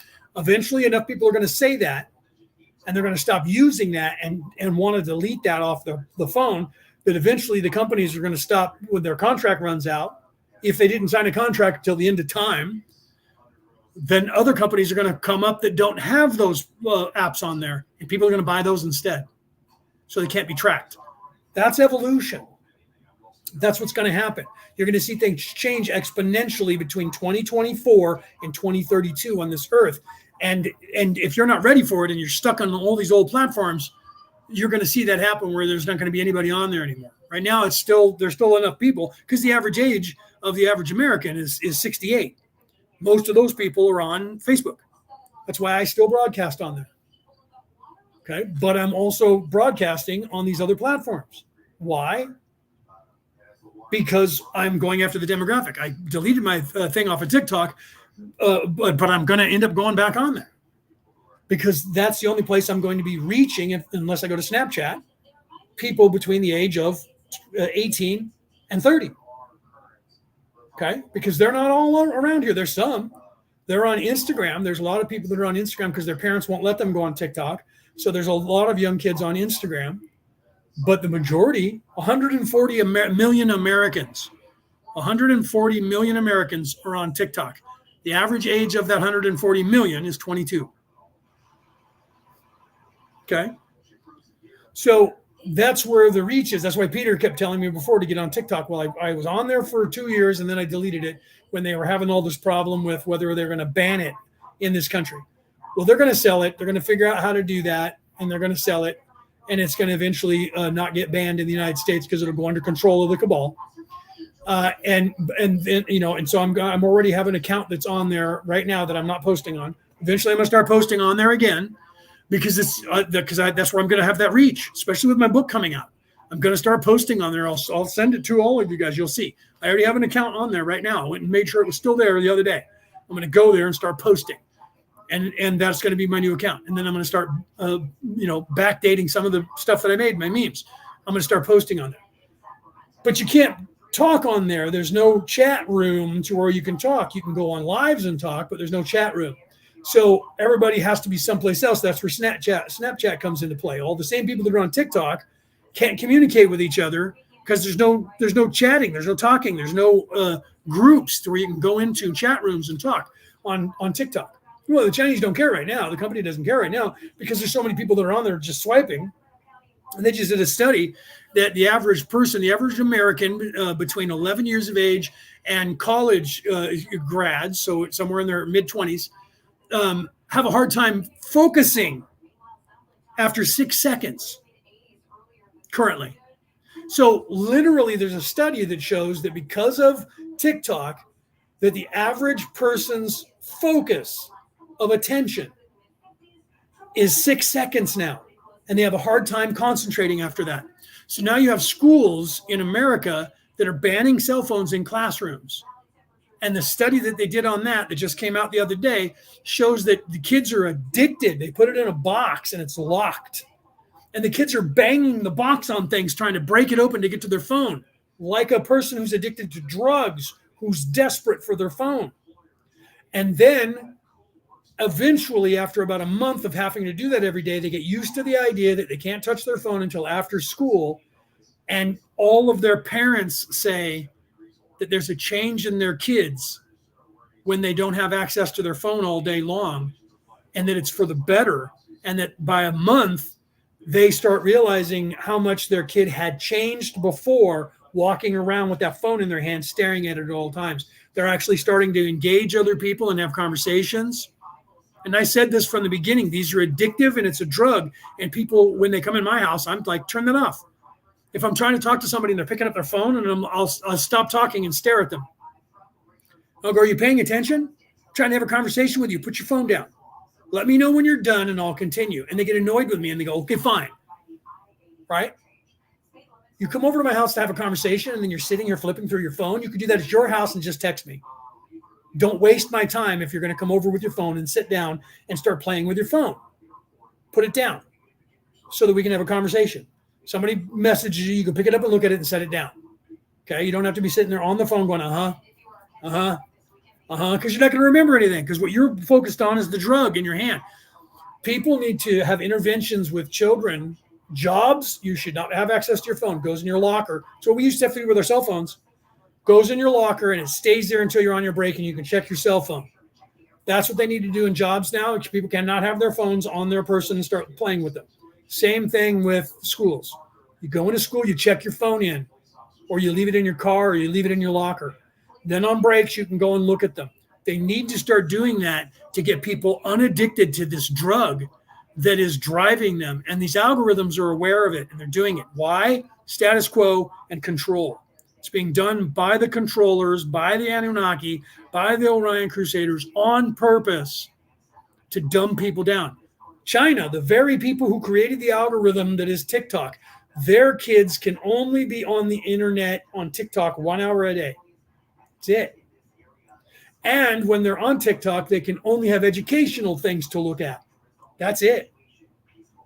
You're bettering yourself or you're bettering yourself. That's it. All the other garbage is for Americans and everyone else in Europe and around the world. All of that is for you guys, not their own people. So they're limiting your knowledge and brain power and dumbing you down while they're enriching their own kids with the same algorithm. And they're not allowing their kids to be on the internet as much as everyone else. And they're not allowing us to see what their kids get to see. And it's all educational. It's on there if you look for it, because the algorithm follows you. So if you start looking for educational, you'll get educational. If you look for dumb things, you'll get dumb things. But they try to point you to control. It's part of what Raw's trying to warn you about, right? Yeah, Peter says it's completely different. TikTok in China is called Douyin, D-Y, let me put it up on the screen for you so you can see it. Different name, and it's called so then he was writing it out. So Douyin, and he wrote it Duyin or Doian, Douyin, and that is what TikTok is called in China. And over there, it's educational. They don't get to see all the crap, the dumb stuff that we see. They don't get to all that. Okay, why? Because they know what it's doing, the harm it's doing to the children. So they don't let their own children do it. They don't let their own children even have access to it. They don't even know that it exists unless they leave the country and come outside the country or hear about it, or they can't download it on their phone. Now, I'm not saying it's good what they're doing and controlling people, but look what they're doing to their own people. They're making sure their own people are getting educational things because they want their people to succeed, even though they're controlling their people and they want their people to be slaves and robots. They're still wanting them to succeed because their end game plan is world domination, and they're going to have it. Okay, so the only way that we can get around is to realize that these cell phones are a drug. They're a drug. They're the same. They're the new drug. They're fentanyl. They're whatever the drug, alcohol was for our grandparents' generation. Okay, heroin, pot, whatever you want, whatever drug you see people doing. And these days, fentanyl is the worst one. Cocaine and crack and all of that going backwards in time. Cell phones. These are going to go down in history as the drug of this generation. It's already being recognized. And science is starting to pull that out by doing studies that it's a drug and people are addicted to it. And they literally, some kids are trying to commit suicide if you take their phone away from them. Kids were coming out and telling the federal government, if you ban TikTok, we will kill ourselves. That was what started them going, maybe this is serious. Not the threat, but maybe they think that it's that volatile. Why? Because they're drug addicts. It changes the same receptors in the brain that dopamine, the same drug that is in the brain that is the reward mechanism from doing dope or shooting heroin is what people get from the apps, from the cell phone. I'm aware of it when I'm on my cell phone. My cell phone froze the other day and I had a panic attack, almost full blown. Even though I had a laptop sitting next to me, that I had to wait for my phone to die because it froze before I could have access to my cell phone. I have a house phone that everybody laughs at. You have a house phone. Called my sister and said, my cell phone is dead. It froze again. I have to get a new cell phone. It's happening now every couple of months. So I'm going to have to upgrade. She's like, okay, mine's kind of getting weird too. So maybe I'll come up there and we'll go and upgrade our phones one of these times. Okay, let's plan on it. Go and get new phones. I have to go with her because we're on a family plan and she runs a family plan. And since I don't know any of that information, she has to be with me. So if I want to get a new phone, unless I pay for my own phone and I want to keep paying when I'm already paying, I have to have my sister with me. And so she's like, okay, we'll go and get you another phone. Sometimes it just freezes. And if it's got a full battery, I have to wait until that battery dies. So like right now I have it plugged in. It's at 100%. If it freezes right now, it won't die until tomorrow at about 9 o'clock in the morning. Okay. It'll just sit there until then. So when it does happen, I just turn it over upside down and set it on my nightstand and leave it there, or on the floor in my bedroom and leave it there until I wake up in the middle of the night to go to the bathroom or something, or the next morning and go, okay, it's finally off. And I plug it in. And then once it charges enough to turn on, I turn it on, it reboots, and then I let it charge, and then it's fine. But I was like, oh my God, my cell phone. And I was like, you have a laptop. You can pull up your laptop and do the same thing your cell phone does. Why are you having this panic attack? And I'm like, wow, that's like a drug. I'm literally acting like I don't have any access to the world. Who cares? I didn't. I grew up in a time when we didn't have computers. I grew up in a time when computers just started. I grew up in a time when we didn't have smartphones. We had cell phones, but no smartphones. So it only was like a fleeting moment where I was like, what if somebody tries to contact me? Well, then I'll hear my laptop go bling bling. and who cares? If they can't get a hold of me, they can call my cell phone or call me on my laptop. I'll hear the ring. If somebody calls me on Messenger, my laptop will start ringing. I'll open it up and hit answer. Otherwise, they can call the house phone. But if I didn't have a house phone, then I have no communication with the outside world, which is exactly why I keep a house phone. Most people don't do that. And if your cell phone dies, you can't contact anyone. That's why my buddy Paul had like 3 cell phones in case one of his cell phones died. The problem was the perfect storm happened, and that's how he died. He gave one cell phone to his son, gave another cell phone to his girlfriend, and then he lost the cell phone that he had, and somebody picked it up and kept it and didn't turn it in. And he had no cell phone, and he had a catastrophic event and couldn't dial 911 because he had no house phone, because I told him he should have kept the house phone in the house just in case of emergencies. And he couldn't dial 911, and they found him dead 2 days after I spoke to him. Not about that, but I spoke to him. And then he lost his phone either that day or the next day. And they found him dead a couple of days later. Had he had a working phone, we don't know if he would have died. I don't know how, what if he could have dialed 911? We can speculate that.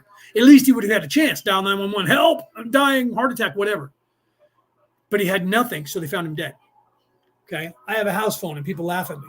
I have a laptop, and I have a house phone and a computer, right? So I have access to the world. If I had to dial 911, I could pick up the house phone and dial 911 if my cell phone is down, okay? So that's status quo. Controlling of the apps is status quo.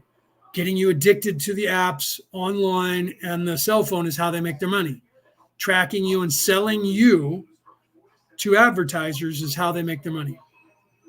That's status quo. That's part of the entire endeavor that Raw is warning you about. And then I got to go because now it's 6:15. That's the part of the entire endeavor, is them controlling everything to that degree to keep your attention and then dumb you down and keep you stupid. That's how they're doing it. This is what Raw's been warning about. This is what all of us have been warning about. It's very easy and very simple, but you have to manage your children. Just like you would have to manage them to not do drugs, not do fentanyl, so they don't die. All of people around the world need to realize that the internet is a drug. Cell phones, especially smartphones with the apps, are the biggest drug. And eventually they're going to be banned and controlled. And they'll be around because it's technology. Nothing goes backwards. But they'll start to be banned in places. You're going to have restaurants where they had no smoking zones. You're going to have restaurants that are going to have no cell phone zone. You go in there and you have to turn your cell phone off. Can't be sitting there on your cell phone while you're eating dinner in this section, because people don't want to hear your phones and they don't want to see you doing it. You watch, mark my words. It's going to start in less than 10 years. You're going to go in and they're going to go cell phone or no non-cell phone section. Watch. That's what will happen. Mark my words. It will happen. And the first time you see it, you're going to go, holy crap, Leo talked about that a few years ago. And now it's happening. Because it's going to start in the home, it's going to go into the schools, then it's going to go back into business. Can't have your cell phone while you're on the job, and you can go and pick it up at lunch or on your break. Otherwise, it has to be off. And if we find it on you, you're going to get written up. Same thing with school. Got to lock it up. You can't use it until after school. You get the teacher unlocks it, hands it back to you. You're going to have to start doing that because kids are hiding them. They're saying it's in my locker and it's in their pocket. They show you that with vaping, where the kid's taking the vape and pouring the smoke in his shirt in the middle of class, running to the locker and getting that, okay? Hiding because it's a drug. They're showing you that on television now. You're going to see commercials for cell phones doing the same thing in less than 5 years around the world because it's a drug and people are going to start doing that, okay? So you're going to have to, Denise said, monitoring the kids. Schools, Kids learn better if they're not looking at their cell phone while the teacher's talking, or they're supposed to be taking a test and their phone goes bling and they're looking at it, showing it to their friends. That would never fly when we were kids. Never. But apparently they're letting them do it now. Jobs, you can't have your cell phone. All that has to be off, has to be put away. That's going to become a mandate. It's already been a mandate now in schools in some states, and people are trying to sue for their rights. And they're going to lose because you're going to have families that are going to be saying, I don't want my kids to have their phone in school. But families are scared now because they're so addicted to phones. Well, I want my kid to have that in case of emergencies. What if some crazy maniac is shooting up the school? I want my kid to what? Be able to dial 911 and talk to you before they die? That's what we've come to, is that you got to have a cell phone in case you can call 911 so the cops can do nothing and set up outside because they're incompetent and not come in and save anybody, so you can film yourself dying on the internet.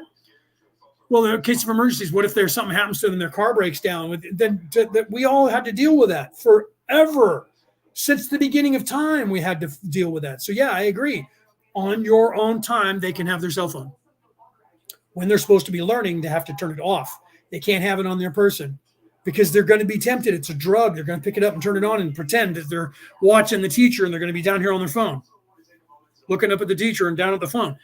So you have to have them check it in. Just like when people go to parties, they started because the people didn't want people to be drunk driving. You came in and people said, check your keys. And everybody put their keys in this bowl.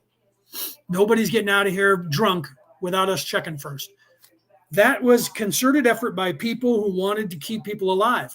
You're going to have people doing the same thing. When you come into the house, put your phone in that bowl over there, and you can take it when you leave. Turn it off so that we don't hear your phone going off. And that's what's going to start happening. People are going to start doing that on their own. Then they're going to mandate that their kids don't have a phone in the classroom and that they have to put it in their locker, and they're going to have the teachers get involved, and they're already starting to do it in some states. So that's going to continue to expand, and you're going to see that happen. And so you're going to have restaurants where you're going to walk in, man.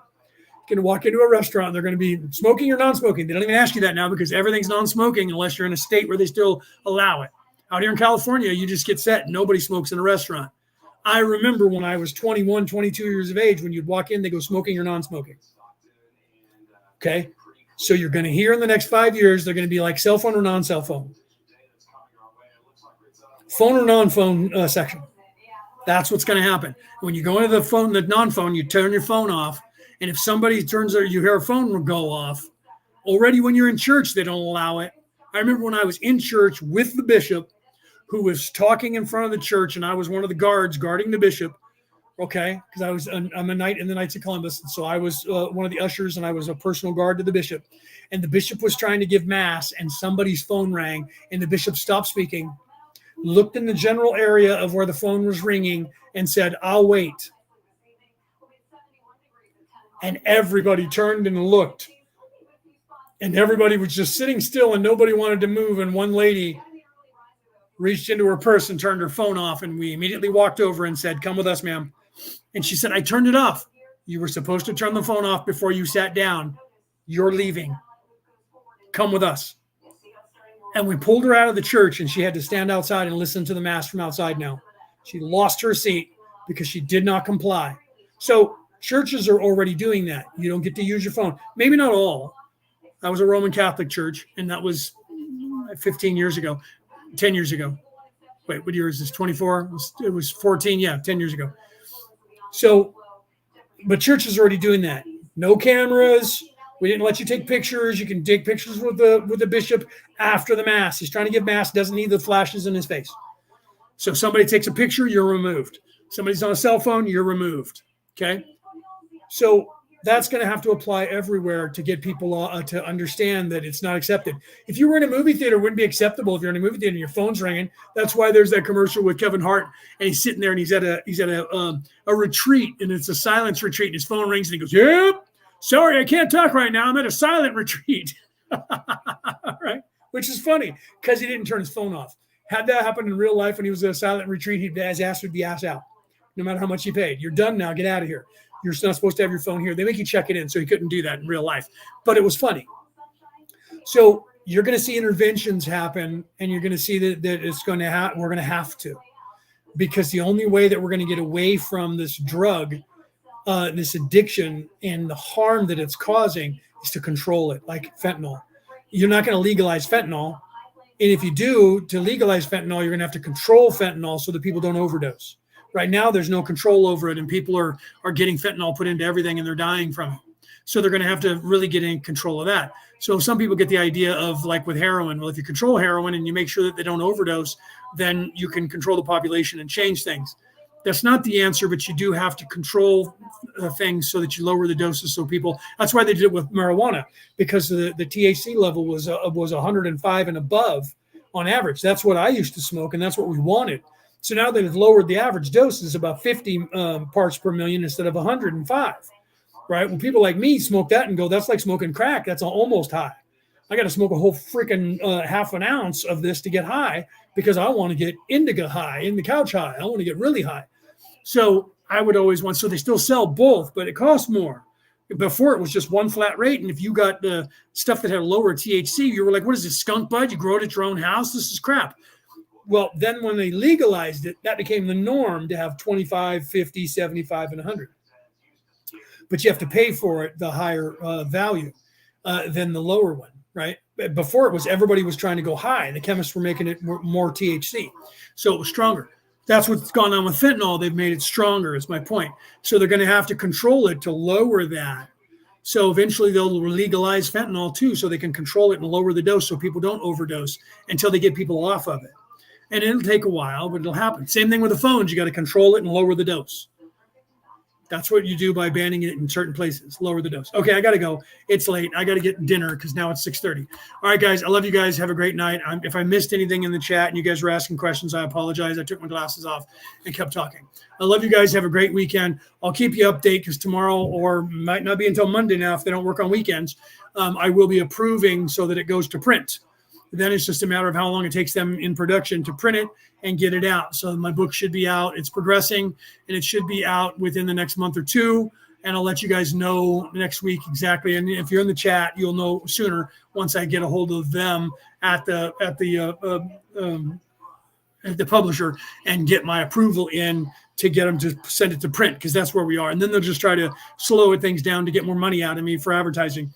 But either way, I'm getting it pushed forward, and it's finally coming to fruition. And I'm already starting to write the next book, knowing it's going to take a year once I send it to the publisher. So it's going to take me probably a year to write it, and then I'll send it in, then another year. So it'll probably be out in a couple of years. All right, unless I can hurry it along, but it'll probably be a couple years before that book comes out. All right, guys, I love you guys. Have a great night. This has been Orion Rising. I'm your host, Leonard O'Neill. Good morning, good afternoon, good evening, or good morrow, depending on where in the world you are tuning into this show.